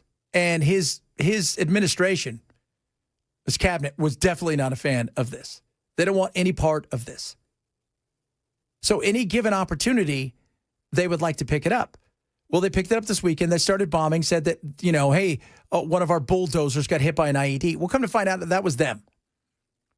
And the administration come out and said, no. You need to settle down. That is not Hamas. This was a you guys' mistake. We're going to give it a little chance, and hopefully there will be a little less violence. But right now, they're violent people. Hamas has been very violent. But they don't have the backing of Iran anymore. They don't have the backing of really anybody anymore. They have to be good. And if they're not good, they'll be eradicated. But you promised them that you were going to have people there. And that's what J.D. Vance said over the weekend. He said, look, how do you expect this thing to work when we haven't even got any of the Middle East people that said that they were going to be on board over there? There was supposed to be a peacekeeping group of people. There's nobody over there yet. There's nobody over. That will happen. So right now, Witkoff and Kushner, they're on their way. They're going to go over there and try to get, these groups that all said, hey, it sounds great. It wasn't just about signing, guys. It's put up or shut up time. You promised us you're going to throw some people out there. You promised us you guys are going to be a part of this. So where are your people? Where are they? Are you going to get them out there? Because we can't have, right now, you know what it is? It's Mad Max. Have you seen it? That's maybe the best way to describe it. It's Mad Max. People driving around on scooters looking to blow each other up. And we're just looking for old, where's Mel Gibson? I mean, it is desolate and nasty. And people are just trying to survive. And you've got groups with guns and you've got serious issues with the things that people, both sides were promised, and they're not going to get them right away. We have to be aware of that. We had a dark cloud over the Middle East, and now it's all, I mean, we have a little situation relatively with Hamas, and that will be taken care of very quickly if they don't straighten it out themselves. But that's the point, is they weren't supposed to straighten it out themselves. They weren't.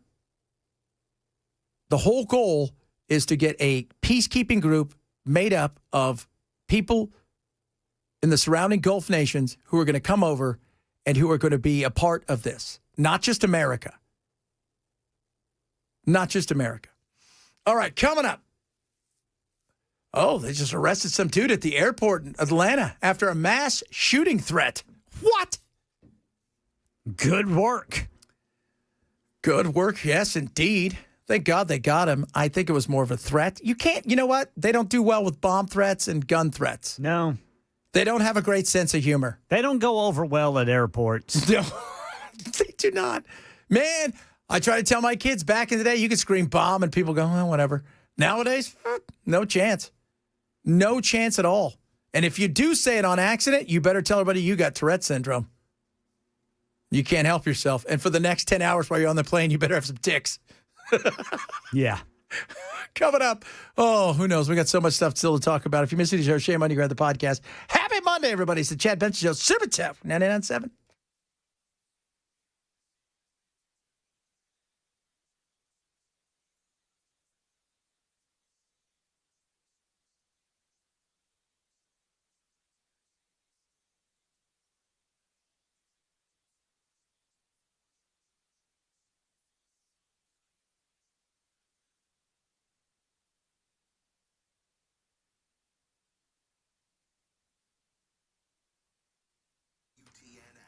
Relief Factor. I moved a lot of stuff this weekend. I feel great.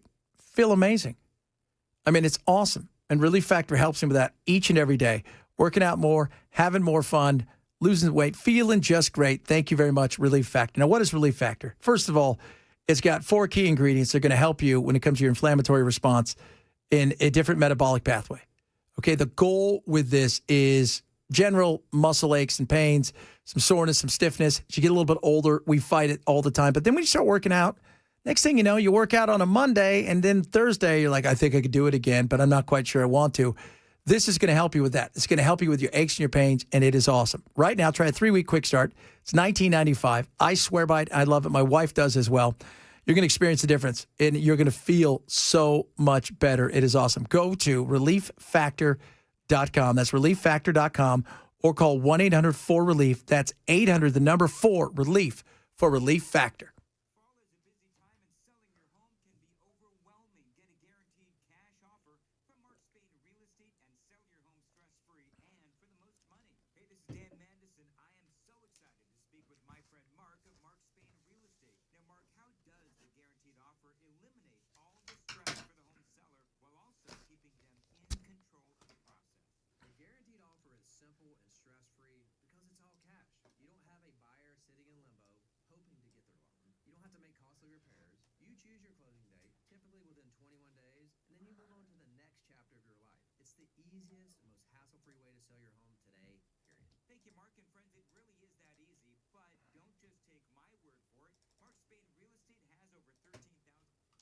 Up their pets. And the NRF says Americans will spend $860. The National Retail Federation says that on average, Americans will spend $114 per person for Halloween candy, decoration. Staples.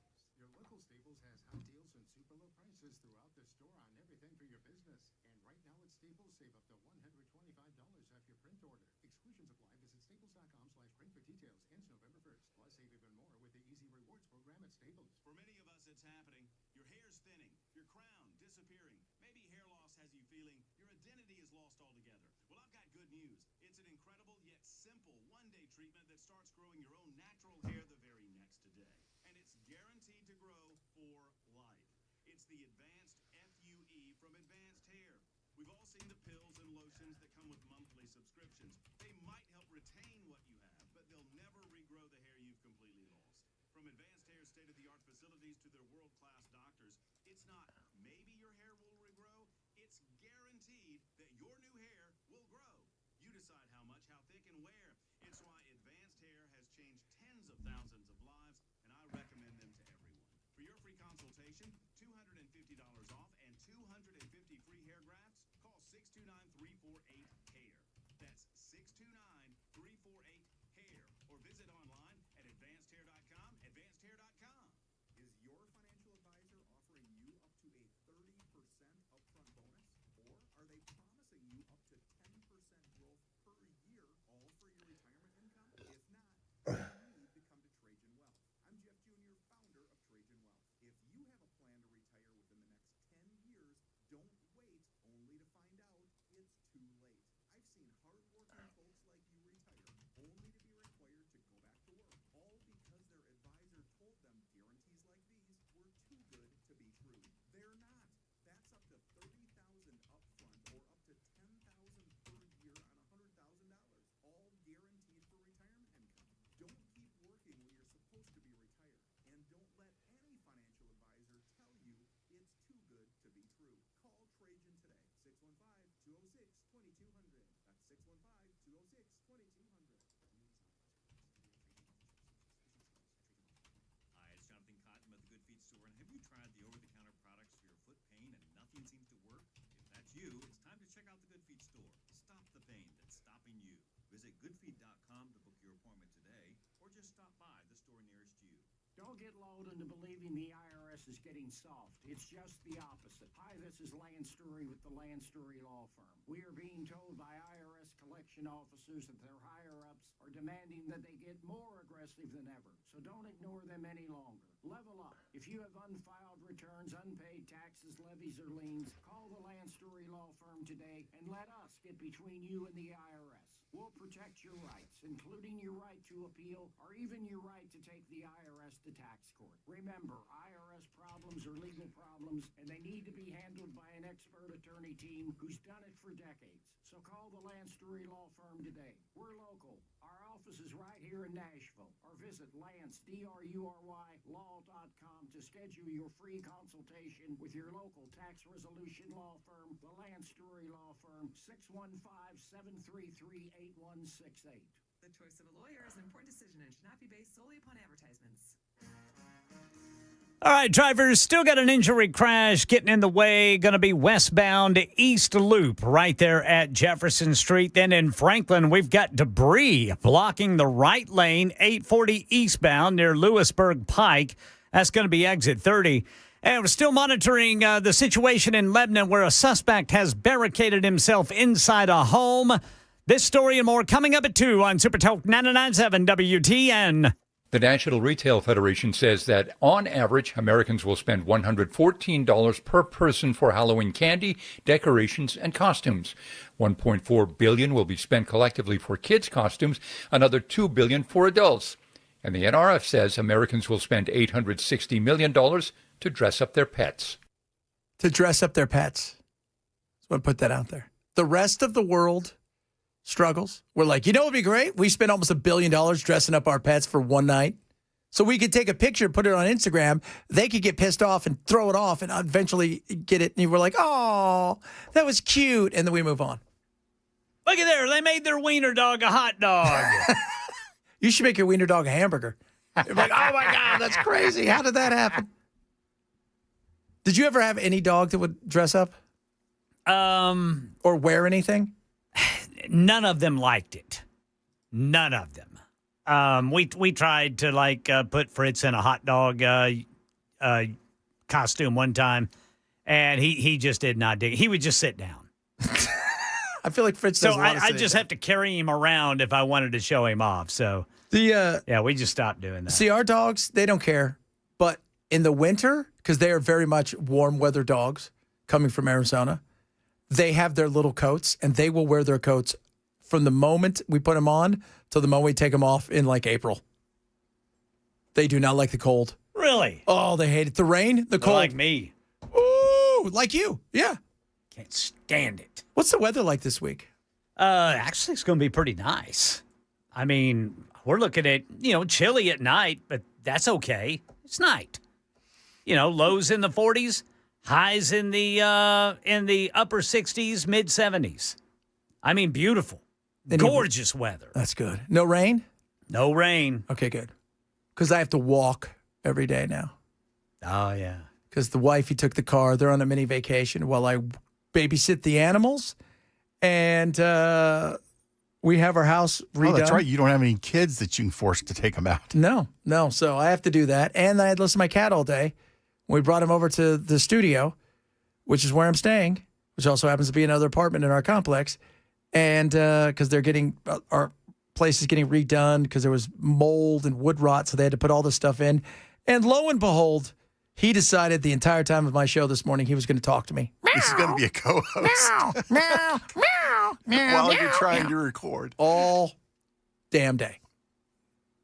And the minute I'd stopped, the minute I was finished, he shut up and just went over the window and looked out. He knows. He does. He's like, dude, we did a good show today, right? I had some hot takes. Yeah. I'm a hot takes for tomorrow. Oh, yes, sir. He's going to want to renegotiate his contract pretty soon. I need more of those squisher things you give me, the liquid, and I need you to get these 2 dogs out of here. They're bugging me. And stuff to eat. More stuff. I want tuna. Coming up, hour number 3 of the program. More on the big brazen heist in France. Will Inspector Clouseau catch them? It is the Chad Bench Show, Super Talk 997.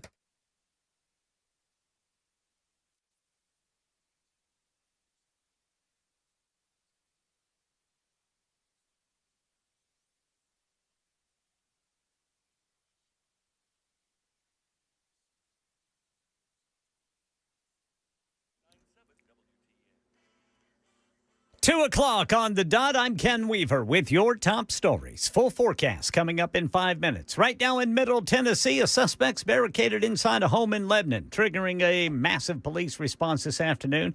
This is the West End Station neighborhood just off of Lebanon Road. Officers have evacuated the area. They say there's no danger to the public. Nearby schools under a soft lockdown as a precaution. Police say the suspect has 3 warrants out of Nashville. 2 are for aggravated kidnapping. 1 is for aggravated burglary. Police are working to resolve the situation peacefully. They have not released anything new for about an hour now. President Trump holds firm to a November 1st deadline for a new round of tariffs on Chinese imports. China's paying 55% and a potential 155% come November 1st unless we make a deal. And I'm meeting with President Xi. We have a very good relationship. We're going to be meeting in South Korea in a couple of weeks. Trump says a dispute with China's production of rare earth minerals is behind this new tariff threat. At the White House today, he signed a rare earth deal with Australia in an effort to secure more from another country. Karen Travers. He is certainly looking at the U.S.-Australia relationship as a counter to China, and he is looking to get the United States away from relying on China for those rare earth minerals, which are so critical for electronics, for semiconductors. And he talked there at length about the trade tensions right now with China, saying that the Chinese are using those rare earths against the United States, but he can use tariffs in reverse. China currently dominates the rare earths market. We're talking about 90% of rare earth mineral production.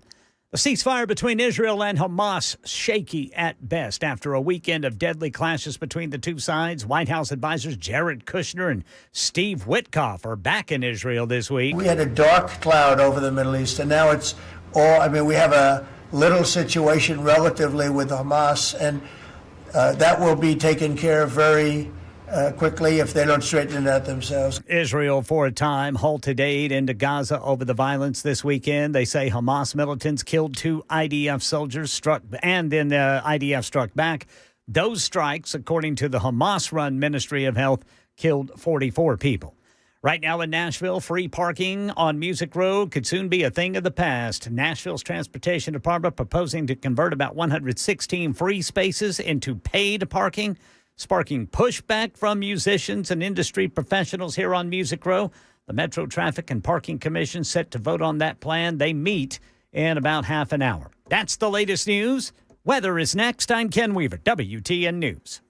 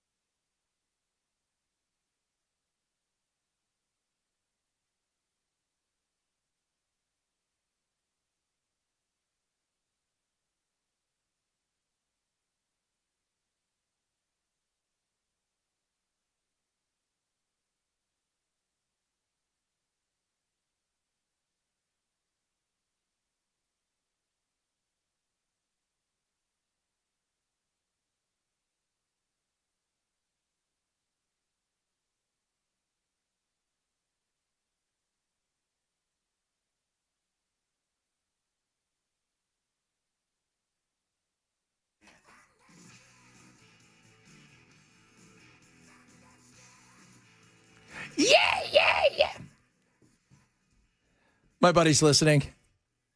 And he goes, so they stole those jewels? I said, yeah. I said, you can't do anything with them. He goes, what do you mean? I said, dude, you just stole John Wick's car and killed his dog. Those things are too damn heavy. All right, man? It's not just a car, and it's not just a dog. Yeah. It's not who you did it to, son. It's what you did, you stupid idiot. And he punches the kid, vomits everywhere. And then you're like, hey, check it out. There's that guy. My dad loves me. Yeah. So that's what you just did, dude. You stole all those jewels. Now what are you going to do with them? What are you going to do? You got the French. You got Interpol. You're going to have that siren coming. They're going to call Brian from Taken. Ask him to come help. He'll be like, I'm retired. You guys figure this out on your own. It skipped on scooters. Not scooters, yeah. I can't believe. It's just so funny. It is, though, when you think about it. The Louvre closed for the rest of the day, evacuating visitors, sensing an emergency as police rushed in. We were just ready to go in to see the Mona Lisa. Americans Jim and Joan Carpenter were there. When they swept us out of the gallery, we didn't realize the whole museum was being evacuated. The concern now, what those thieves might do next with the priceless jewels. I don't know.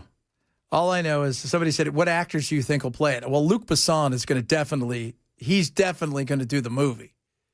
But outside of that, You got to have Leonardo DiCaprio. yeah. But I think about it right there. But Ken, you'd stepped away. I said, what are you going to do with all these jewels? You just stole, you just killed John Wick's dog and stole the car. Right? You're in trouble. You're in trouble. Yeah. Those guys with the square hats are coming for you now. We're coming for you. You're in trouble even if it's just John Wick. I know. Super trouble. You can't get rid of those things. They're hot, hot, hot. Hot. So hot. You're screwed, brother. You're screwed. Especially if John Wick comes out. That's right. I don't care how fast you think your scooter is, how much parkour you can do on this side of a wall. Parkour is kind of fun, though. That should be in the Olympics. Yeah, but nothing under 300 feet. No. There's got to be some sort of real, like, danger. You know what? Everybody's like, well, why could you say that? Somebody could die. Remember the Vancouver Olympics? We had somebody die before the Olympics started. Who was the guy that got speared by the javelin in those one Olympics? Oh, that guy was. Wasn't he a judge or? He was a judge. And the thing is, he stood there to make sure that everybody could mark where the guy had thrown it.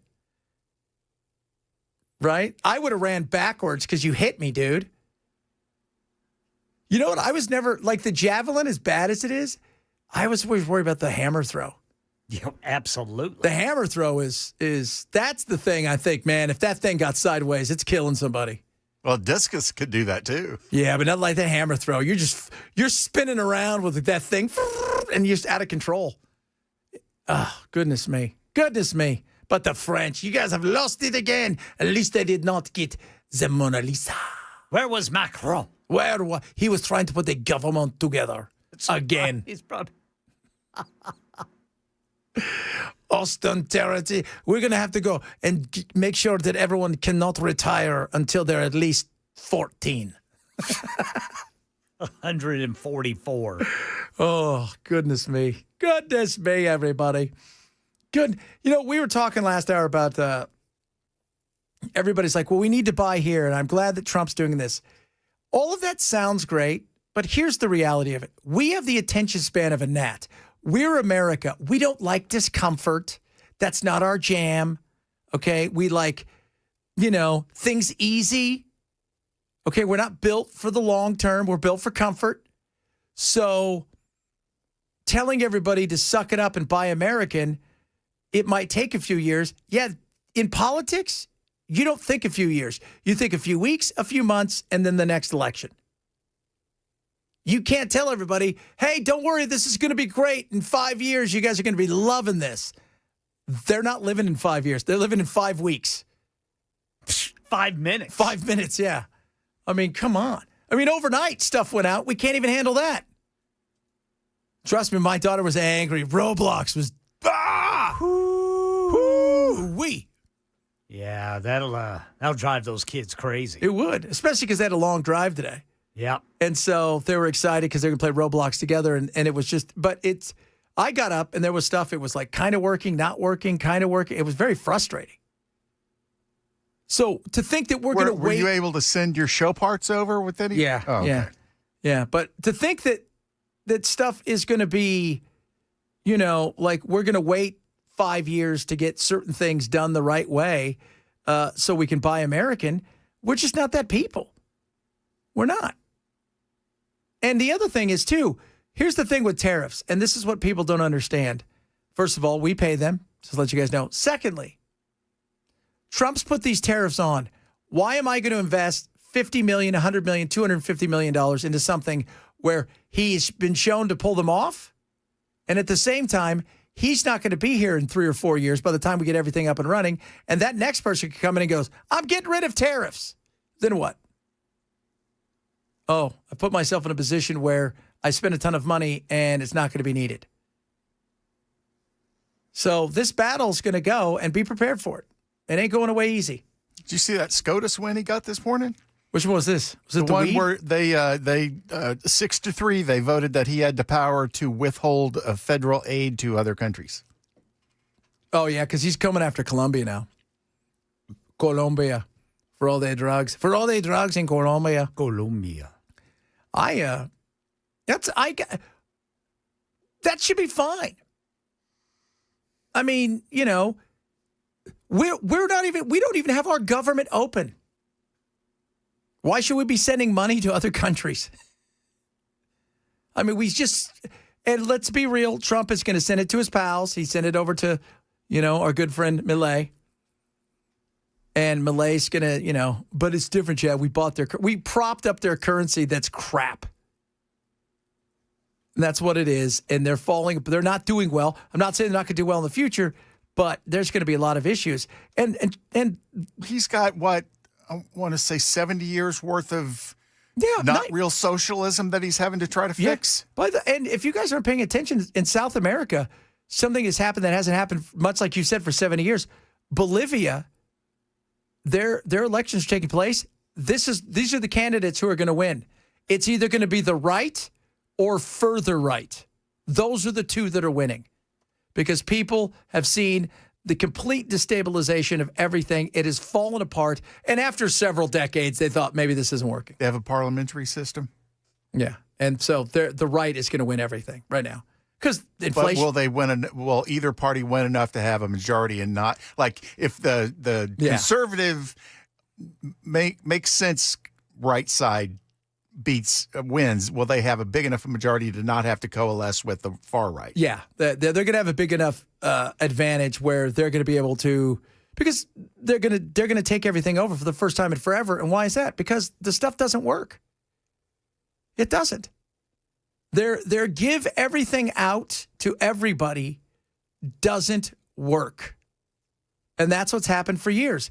And in these socialist countries, your goal is pay for everybody who is the have-nots and keep them have-nots with never any opportunity to move forward.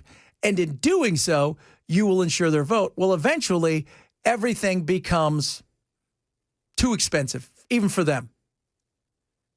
And that's what you have. So Bolivia's making that move. Malay's got 70 years to make up, but much like us, more so, them. They don't give their people years to fix something. It's like there is no magic pill to fix what broke overnight. It's not like we would all love the weight loss pill where you take it and magically you're fine. Overnight, you're thin. It's just not happening. It's going to take time. And we as a nation, we as a human being, we species, we don't like that anymore. We want instantaneous gratifications. So that's a tough thing. That's going to be a very tough thing to see. Speaking of Colombia. The fiery message comes just hours after Petro accused the U.S. of killing an innocent fisherman during U.S. strikes on vessels in the Caribbean Sea. Petro writing, U.S. government officials have committed murder and violated our sovereignty in territorial waters. So we are bombing I guess there was 2 guys or 3 guys that survived, and we're going to repatriate them. We'll figure out what that's like over there. I have no idea. And they're going after Colombia now Trump thinks this guy doesn't do enough, and he doesn't do the way that the president of Colombia is coming at stuff now is much different. His thing is, I want to legalize it in some areas, but I also want to pay farmers a ton of money to not grow it and to grow something else, which takes time. They don't have a fight against drugs. They make drugs. They refine drugs. They make cocaine. They have cocaine factories. They have no fight against drugs. And I'm stopping all payments to Colombia. Which he's already stopped most of them anyways. So I don't think anybody has, I don't know how much more was left. A few $100 million. What's that amongst friends, though? We just gave $40 billion to Argentina. To Argentina! So this is going to be interesting now that we're taking on Venezuela and them. And by the way, Venezuela is building up their mini army, right? Everybody's out there with their muskets. Slingshots. Knives. Blunderbusses. About ready to see some Apache helicopters or whatever we're using to just absolutely obliterate people standing there. I will poke you with this sharpened flamingo leg. That's it. People kicking soccer balls at him. What? It's going to happen at some point. I continue to wait for somebody to go, let's just catch this guy. We'll turn him over to the U.S., right? We can all agree he's kind of a wanker. He's kind of run us into the ground. Let's just capture him, and we'll just take him, and we'll all split $50 million, right? That's awesome. We'll get $50 million American dollars.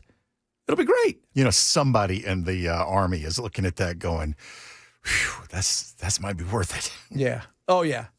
Yeah, somebody said my buddy is on TDY in the Caribbean. We're going into Venezuela. Oh, we all know we're going there. It's the worst. It's like when, like you said, Putin, he just, oh, no, don't worry. These people are just here. They're here. Just a training exercise. We just happened to pick the border with Ukraine. Don't worry about it. We're gardening. We're practicing that because we're all trying to get into our Zen state. Don't you worry about those things. Yeah, we're going in. It's going to happen. It is absolutely going to happen. So this will be interesting. A lot of stuff still to get to. Finally happened over the weekend. Somebody got not a pardon, but a commute. They commuted the sentence. Now, will this lead to somebody else getting a sentence commuted? We'll talk about that, among other things. A bunch of other good stuff, including, was it the greatest night in baseball history? Whoa. We'll talk a little bit about that as well. Some no Kings stuff. No Kings! No Kings! No Kings! It happened this weekend. I did not go because I had better things to do, like move stuff from one of my little places to my other one. You know what I discovered this weekend? What? That you're not the kind of friend that will just call up and go, hey, can you help me move a couch? I have offered repeatedly to come over and help you move stuff. I've tell everybody this. There's a few things in life. Do never, unless we're really close, never invite me to your wedding because I will never, ever come.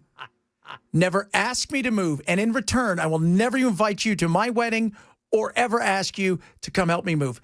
Period. Case closed. I have offered that. I know. But unless we're really it was such little stuff because they told us we didn't have to move some of the big stuff. But still, it's always been my thing because those seem like plans. And it just seems like ruining somebody's weekend that doesn't need to be ruined. Okay. That lets me know how close I am to you. Yeah. Well, no, it lets you know that I like you. But because if I hated you, I would absolutely make you do it out of guilt. Out of guilt. Chad Benson Show, Super Talk 997.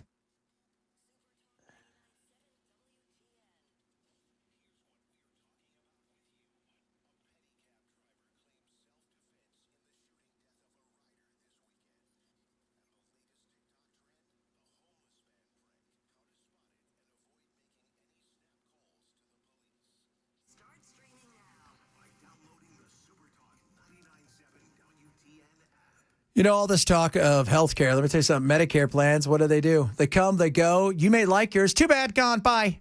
Now, what are you going to do? Well, you're going to have to go search So then what? You call somebody who's a Medicare agent. Next thing you know, hey, these are the plans you should be in. And lo and behold, what do you have? Highest commissions. That's what they're getting. And you're getting something you may not like. That's why I work with Chapter.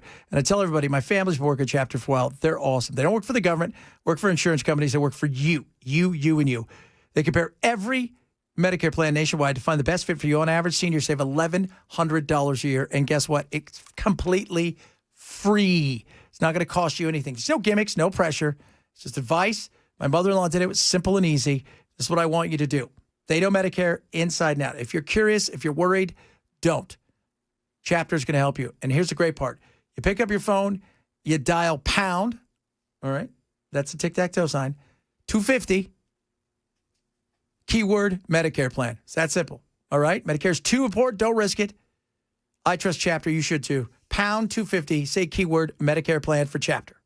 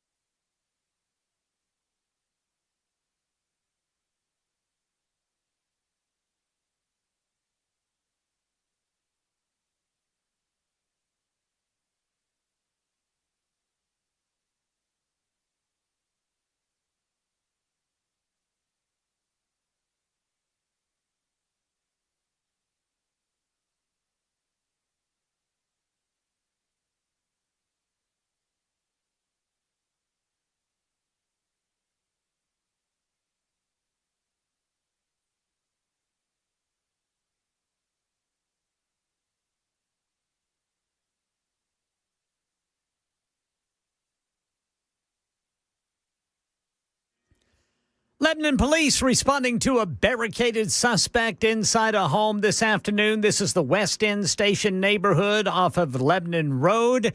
We'll give you the details on that and other top stories coming up at 2:30 on Super Talk 99.7 WTN. So funny. Peter texted in and said, have you guys ever thought maybe they just want to wear those jewels? I thought, you know what, Peter, that's right.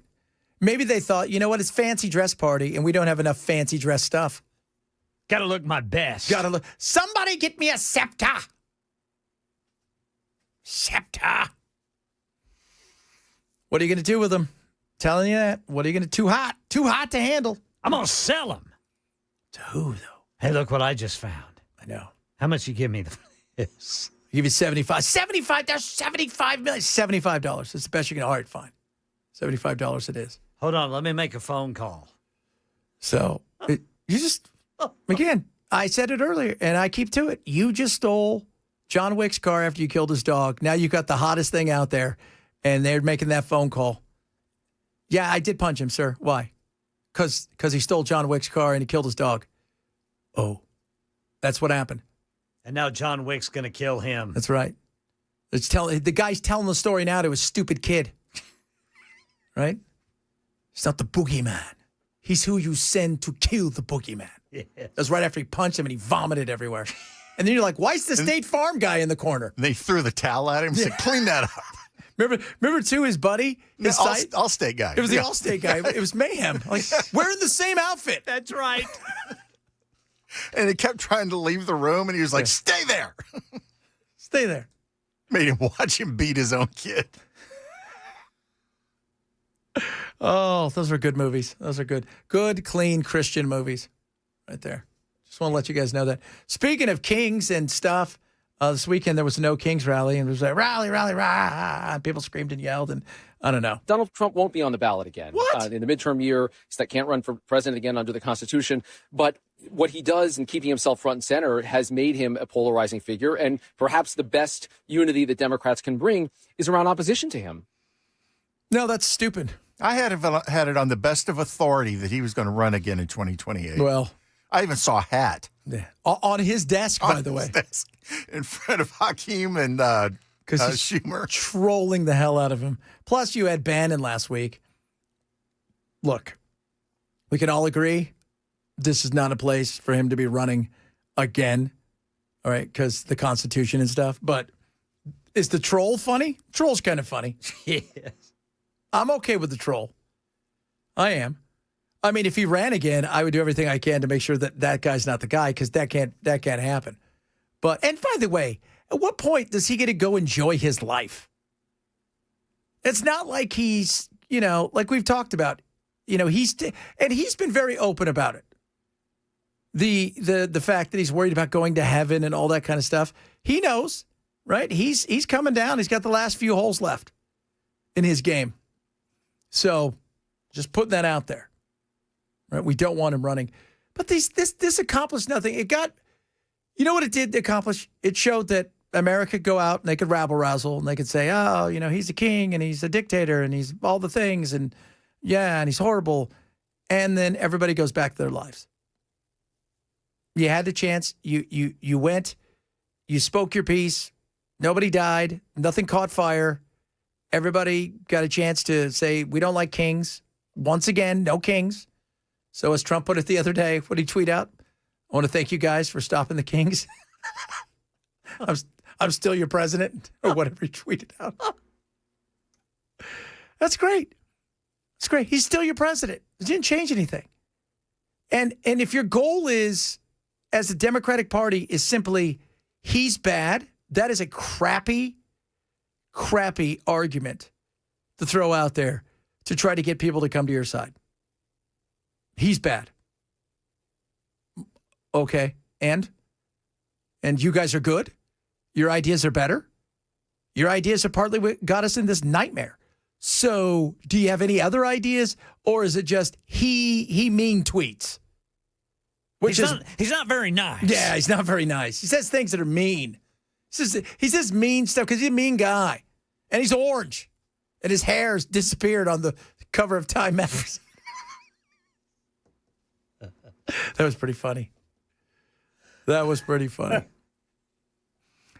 funny is so the guy who owns Time magazine, he owns Salesforce. He put Trump on the cover of Time magazine. They were supposed to have this big thing at Salesforce, and all these comics canceled because he said something nice about Trump. On top of that, he told Trump, hey, you need to come to San Francisco next, even though he's a big lefty because of all the crime. So everybody's all, nah. Oh, my goodness me. All right, coming up.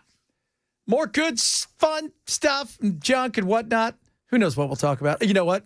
Great baseball game over the weekend. Talk about that. Like a once-in-a-lifetime thing that is incredible. Vandy's getting a visit from somebody this weekend, among other things. Straight ahead.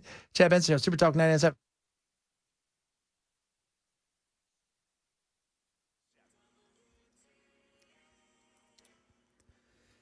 .2:30 on the dot. I'm Ken Weaver with your top stories. Full forecast coming up in 5 minutes. Right now in Middle Tennessee, we're still monitoring Lebanon police responding to a barricaded suspect.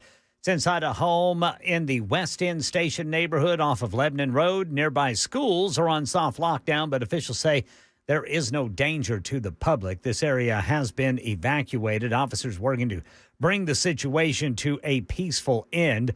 And apparently the person barricaded is wanted for some warrants here out of Davidson County. President Trump holds firm to a November 1st deadline for a new round of tariffs on China. The president says a dispute with China's production of rare earth minerals behind the new tariff threat.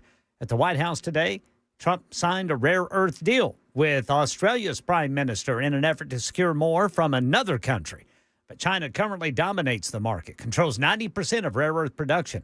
We get more from ABC's Karen Travers at the White House. This is something that the administration has accused China of extortion on. So we don't have details of what this actual agreement was that they just signed there in the cabinet room. But we had heard from administration officials saying that Australia is a significant potential supplier of those minerals and that they were looking to have a good relationship with Australia as they tried to shift away from a reliance, a dependence on China. White House advisors Jared Kushner and Steve Witkoff back in Israel this week because the ceasefire with Hamas is shaky at best after a weekend of deadly clashes between the two sides.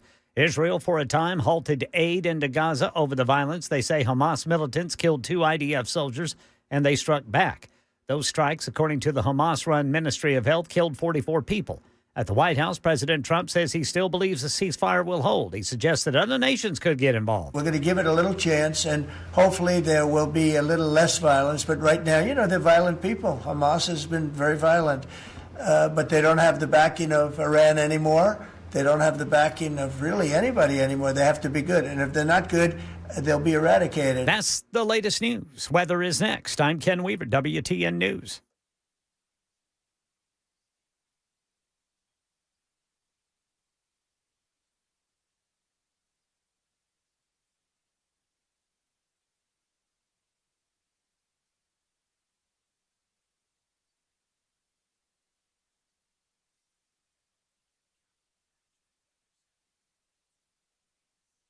Today, I'm WSB4 First Alert Meteorologist Darius Mack. We got lots of sunshine in store thanks to high pressure. It's going to stay pretty sunny throughout this afternoon.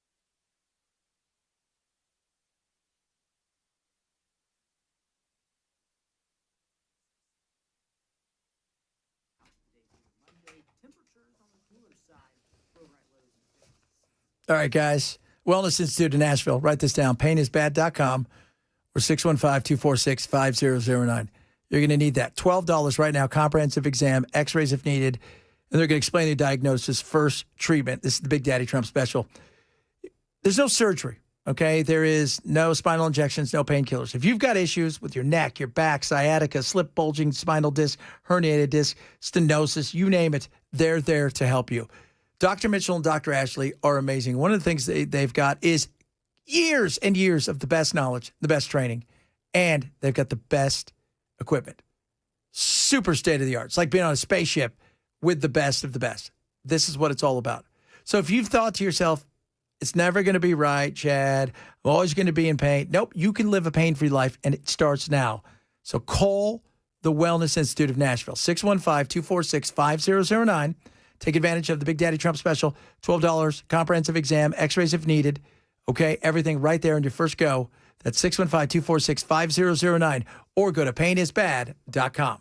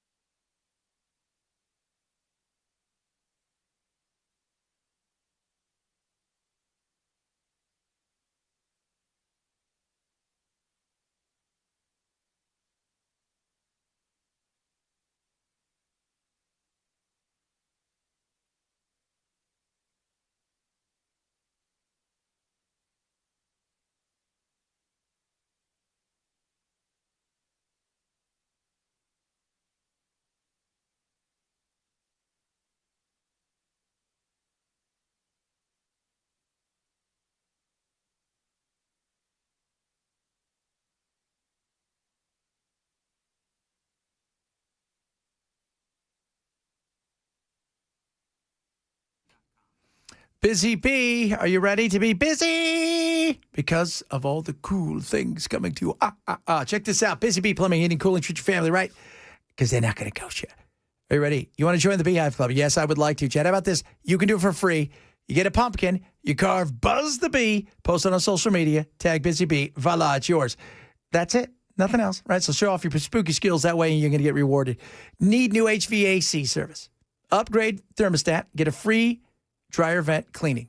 Absolutely free. So you can choose from the basic Honeywell or GoPro with Wi-Fi control. If you got plumbing problems, they're going to flush your water heater for free with any plumbing repair.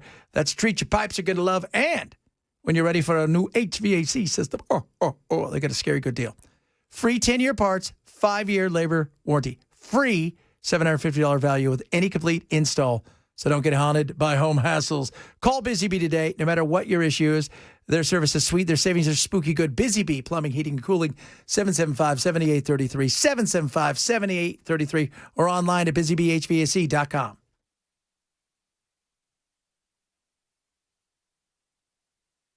Yeah. Hey, Super Talk 99.7 WTN, broadcasting live. Annual Nashville Rescue Mission. So this is a More Than a Meal Radiothon presented by Mark Spain Real Estate. It's Monday, November 24th. We're all going to be there, all right, from 5 a.m. to 7 p.m. It is us helping them. We're going to get them a lot of food. We're going to help them in major ways. So Dan's going to be there. Chris is going to be there. I'm going to be there. Matt's going to be there.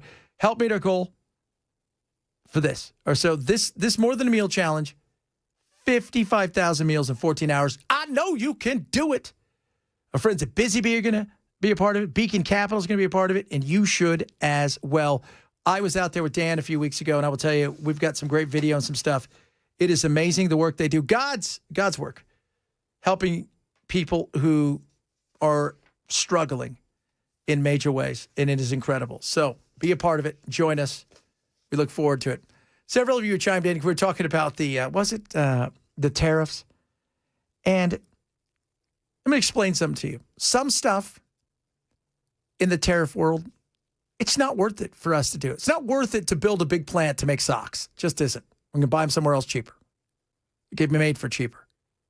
We're a consumer-based society. We're not a manufacturing society. Our big export, which Trump never talks about, is services. Services like, software, services like actual services for major corporations that we do. That's our big go-to. So while we had deficits in some areas, we had surpluses in others, just because the things that we produce are so amazing. We aren't going to think about this in a political sense, okay? You're trying to win a midterm. You don't want the economy to tank. And we're heading into Christmas time. If prices rise tremendously, if we get into a prolonged battle with China, we weren't set up for it right. We weren't. And also recognize who your fellow American is.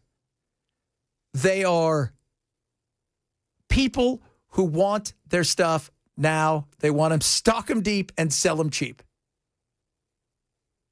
It would be great if we bought everything here made in America.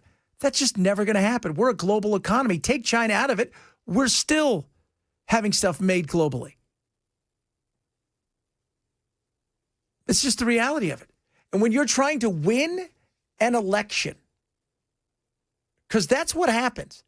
Trump understands if he loses this next election, his next 2 years are going to be the Adam Schiffs of the world, continually going after him, raising a stink, right? And the Jamie Raskins and all those squirrely folk ready to do what? Impeach him.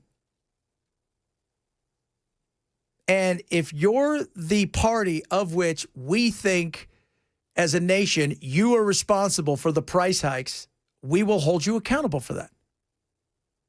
Even if there is a reason for it. Because we care about, the world's already getting more expensive. We don't need it any more expensive than that. So yeah, it would be great to try to force companies back over here. But why would they also invest in our country if they're going to invest something, say we're going to build it here, they're going to spend hundreds of millions of dollars to build something, and then if Trump he leaves and JD Vance comes and he's like, you know what, we don't need these tariffs on some of these things. This hasn't helped us.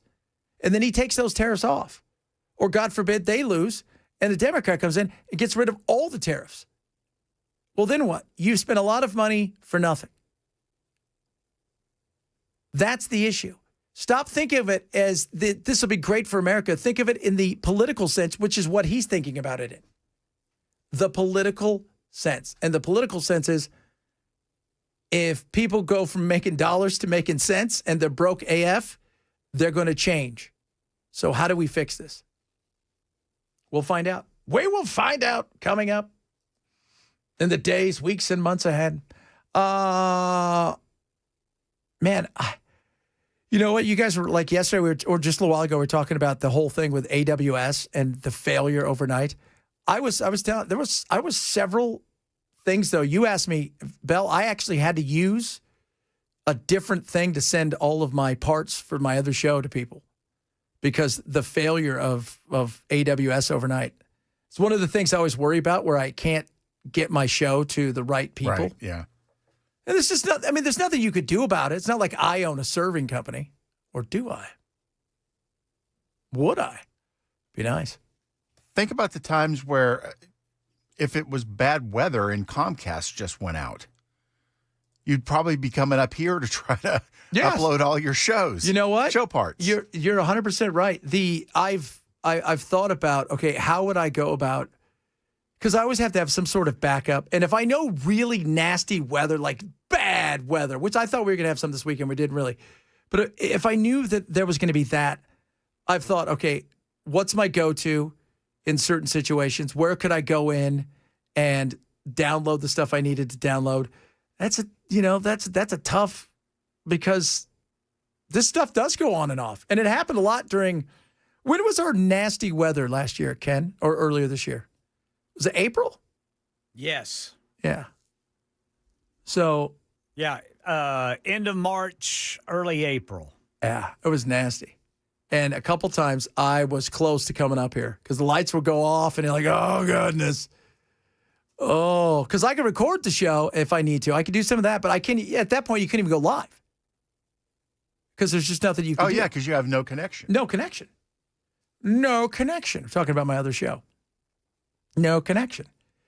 So we'll see. We'll see what takes place in, again, but we haven't even gotten to the point where the AI is going to be coming in and shooting these prices up. Imagine if that goes sideways and they have to take all of what's left for that energy to power AI and everybody's SOL.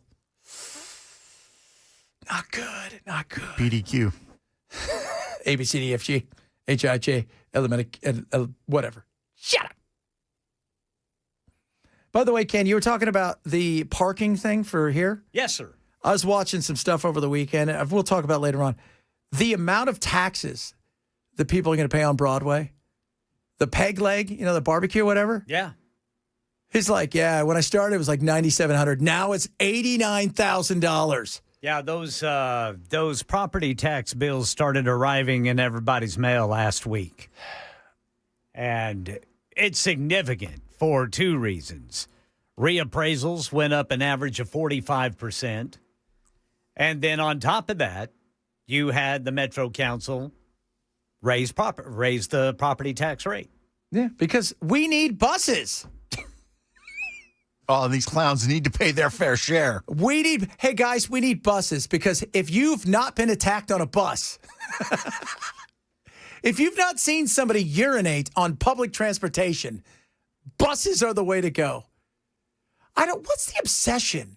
And again, if you take a bus, somebody's making money off of it. Of course. It's like with the stupid train. No offense, Freddie. I have no idea why Democrats are obsessed with 18th and 19th century crap. Why not just get horse and buggy? We modernized it, though. It goes faster. Yeah, now you could pee and crap right here in front of everybody with nobody coming to get you. I've taken. You know what? I took a bus when we were kids. You're 14 and you're taking a bus to the beach because none of your friends could drive yet. Okay, whatever. And boy, that's fun. By the way, you're on there having fun, and you look over and like, wow, some of these people are on a date.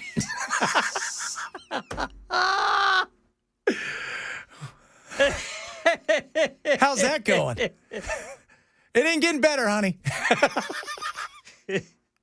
I was telling Belle the other day, Ken, I was watching this thing on like Reels or TikTok. And it was like these tough guys got on a bus and they're like threatening people. I would have been like, you guys are losers. You're on a bus too. Yeah. Nothing about you is cool. You're on a bus. Losers. And if you're taking a bus, it is what it is. But if I asked you honestly, would you rather have a car or ride a bus? What do you think they would say? We could probably give everybody cars based on what we're going to spend on the choo-choo train. It would be great cars, but they'd be cars. Think about that. And whatever they say it's going to cost 10 times as much. But the fact that people are seeing their property, their taxes go through the roof, what's going to be left? We're just going to get Chili's? Not that I don't mind Chili's, but that's what's come to Broadway so you can buy a Nashville Chili shirt. Nashville Chili's. I mean, the little Pepper will have a cowboy hat on. Little cowboy boots. I mean, is that the kind of the fear? Is all that's going to be left is corporations because they're going to tax everybody out of it. And then what happens is they just move outside like they did in Detroit. Everybody just moved outside Detroit. They're still right there. They put the foot in Detroit, bring it back, but they moved outside of it. And so the tax dollars go elsewhere. And then what happens? The burden on the middle class becomes higher. And I've never, ever, ever thought it was a good idea to allow the city or the state to decide what you get to pay based on whatever it is that they want to charge you. Hey, I know your house. Last year you bought it for $300,000. We've reassessed it. It's now worth $4 million. Okay, that seems a little expensive. So we'll see. I mean, this is that's going to cost. You're going to see some places close, or they're going to get bought out. And they're going to become super corporatized, and that's not what people come here and they want to enjoy the fun of all the cool stuff and the one-offs and things like that. And you're going to go. I mean, I couldn't even imagine. 14 years ago, you paid $9,700 for your taxes. Now you're paying $90,000. That is massive. And there's not a 13th month just for your tax. And now you have to go fight it. And how many of these places are going to fight it? How many are going to shut it up and just say, we're done? Think about the big places that they're talking about $500,000 to $1 million. They've seen their taxes rise. That isn't a win. That isn't. Not a win at all. And I'm not saying people shouldn't pay taxes. Look, we can't have all the cool things. We can't have no state tax and no tax anywhere. We need some comprehensive common sense that says we're not going to bleed everybody dry. That's a success. And at the same time, want to make sure that there's taxes. But this feels like a bridge too far. All right, coming up, the welcome mat. I saw him peek around the corner. We'll have Matt come in here as he gets ready for his show. If you're missing the show, we always say shame on you. Grab our podcast. It is the Chad Benz Show. Super Talk 99.7.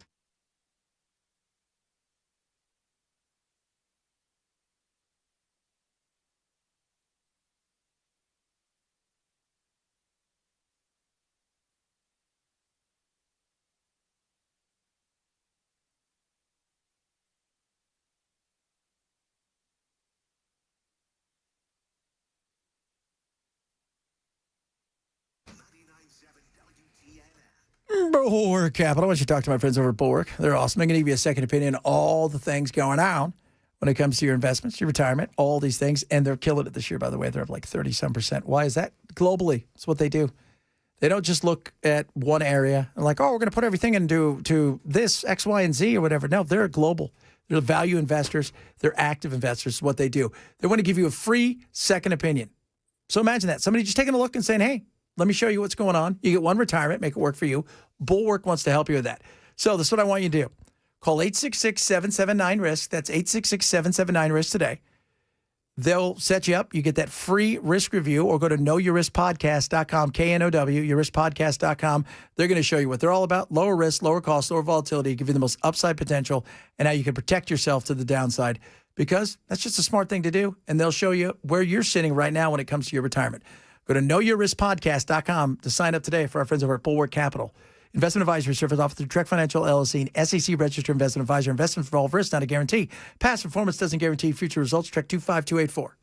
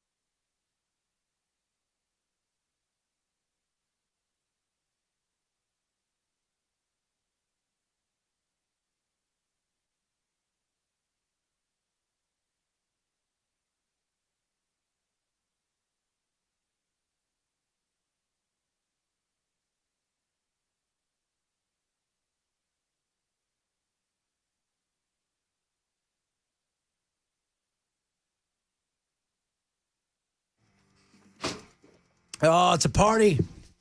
We were just talking about the taxes going up. I was watching, was it Peg Leg or whatever today? It was on Fox talking about he called my show. Did he? Yeah. Peg Legger. But he said it was $89,000 is what his tax is going to be. Yeah, now some of that, he called the show, what was his name? Dadgummit. It's not Charlie. But No, I know what you're talking about. But yeah, it's the owner of Peg Leg Porker. Called the show last week. We were talking about the little thing he did, and he said it went from $9,900 to $86,000. Yeah. In 12 years. Now, some of that, and he mentioned this, some of that's because he's in the Gulch. Yes, and the Gulch. When he went into the Gulch, I mean, he was one of the first in. Pringle. Like, yeah, it was Pringle, Bringle. Yeah, Bringle. Yeah, Casey. Yeah. Carey. Yeah. It's I just seems like a great guy. Yeah, he does. But so some of it is that area has gotten a lot more expensive, and obviously it's a lot more popular than it was when he first came in, no doubt. But $9,900 to $86,000 in 12 years. That's a tremendous, and there's just going to be a consequence, Chad. Yeah, there is. Well, I was joking. What are we going to have? Are we just going to have nothing but we're going to have come to Chili's Nashville on Broadway? That's exactly, and that's what he said. Is that look, these local businesses that sweat equity, hard-earned money, put the capital in there, you're going to drive them to the suburbs, and then 5 years from now, you're going to turn around and wonder why we just have food chain restaurants down there. Yeah. And then the people that come here who want to come for the uniqueness of Broadway and all of this stuff. And I said, it's going to be like Detroit. Everybody's going to move just outside of Detroit and live there. And that's where all the taxes are going to go. Then the next thing you know, we're going to have to sell all of our art like they had to do in Detroit. Did you ever play, I think about this a lot, probably too much. Did you ever play SimCity? Like before The Sims, when you built this, you were the mayor, and you started in 1900, and you had to do all of these things, and then eventually build roads and build train tracks, and you had it was tax rates were always tricky because you gotta raise enough revenue to build these nice things, but your population goes down if you put absolutely too many taxes and your people move away. Yeah, because I want to talk about later in the week. California has Prop 13. And we did a deep dive into it, and I did a couple models up, and they said if they repealed Prop 13, which is wherever you bought your house at, so you bought it in 1980, and you paid $200,000 for it, that's what your taxes are at. They don't raise them all the time. And they said it wouldn't be a disaster if they got rid of Prop 13, but 1 out of every 4 houses would have to either they would foreclose on them or they would have to sell them. Because, well, if a quarter of your people living there have to get rid of their homes because they couldn't afford it, that seems like it's a problem. It would be interesting to me to do a deep dive on if there's a correlation between Prop 13 and the property values. Yeah. You know what I mean? Absolutely. I don't know if there is or not, but are the values going up more than they should because there's not a pushback from taxpayers because they're having to pay so much in property. You know what I mean? Yeah, absolutely. And if there was more of a pushback, then it would probably drop it down, which is what it said eventually would come down a little bit. But also the fact that they don't allow you to build in California. Well, it's true. Cost what would cost $200,000 to build here would be $700,000 and take 3 times as long. You should take me to California one of these days. We should do it. We should have a weekend. I've never been. Let's go. I've never been. All right, Matt and I are on the California. You guys have a good one. These 2 guys are going to host the next. Have fun, Jackson.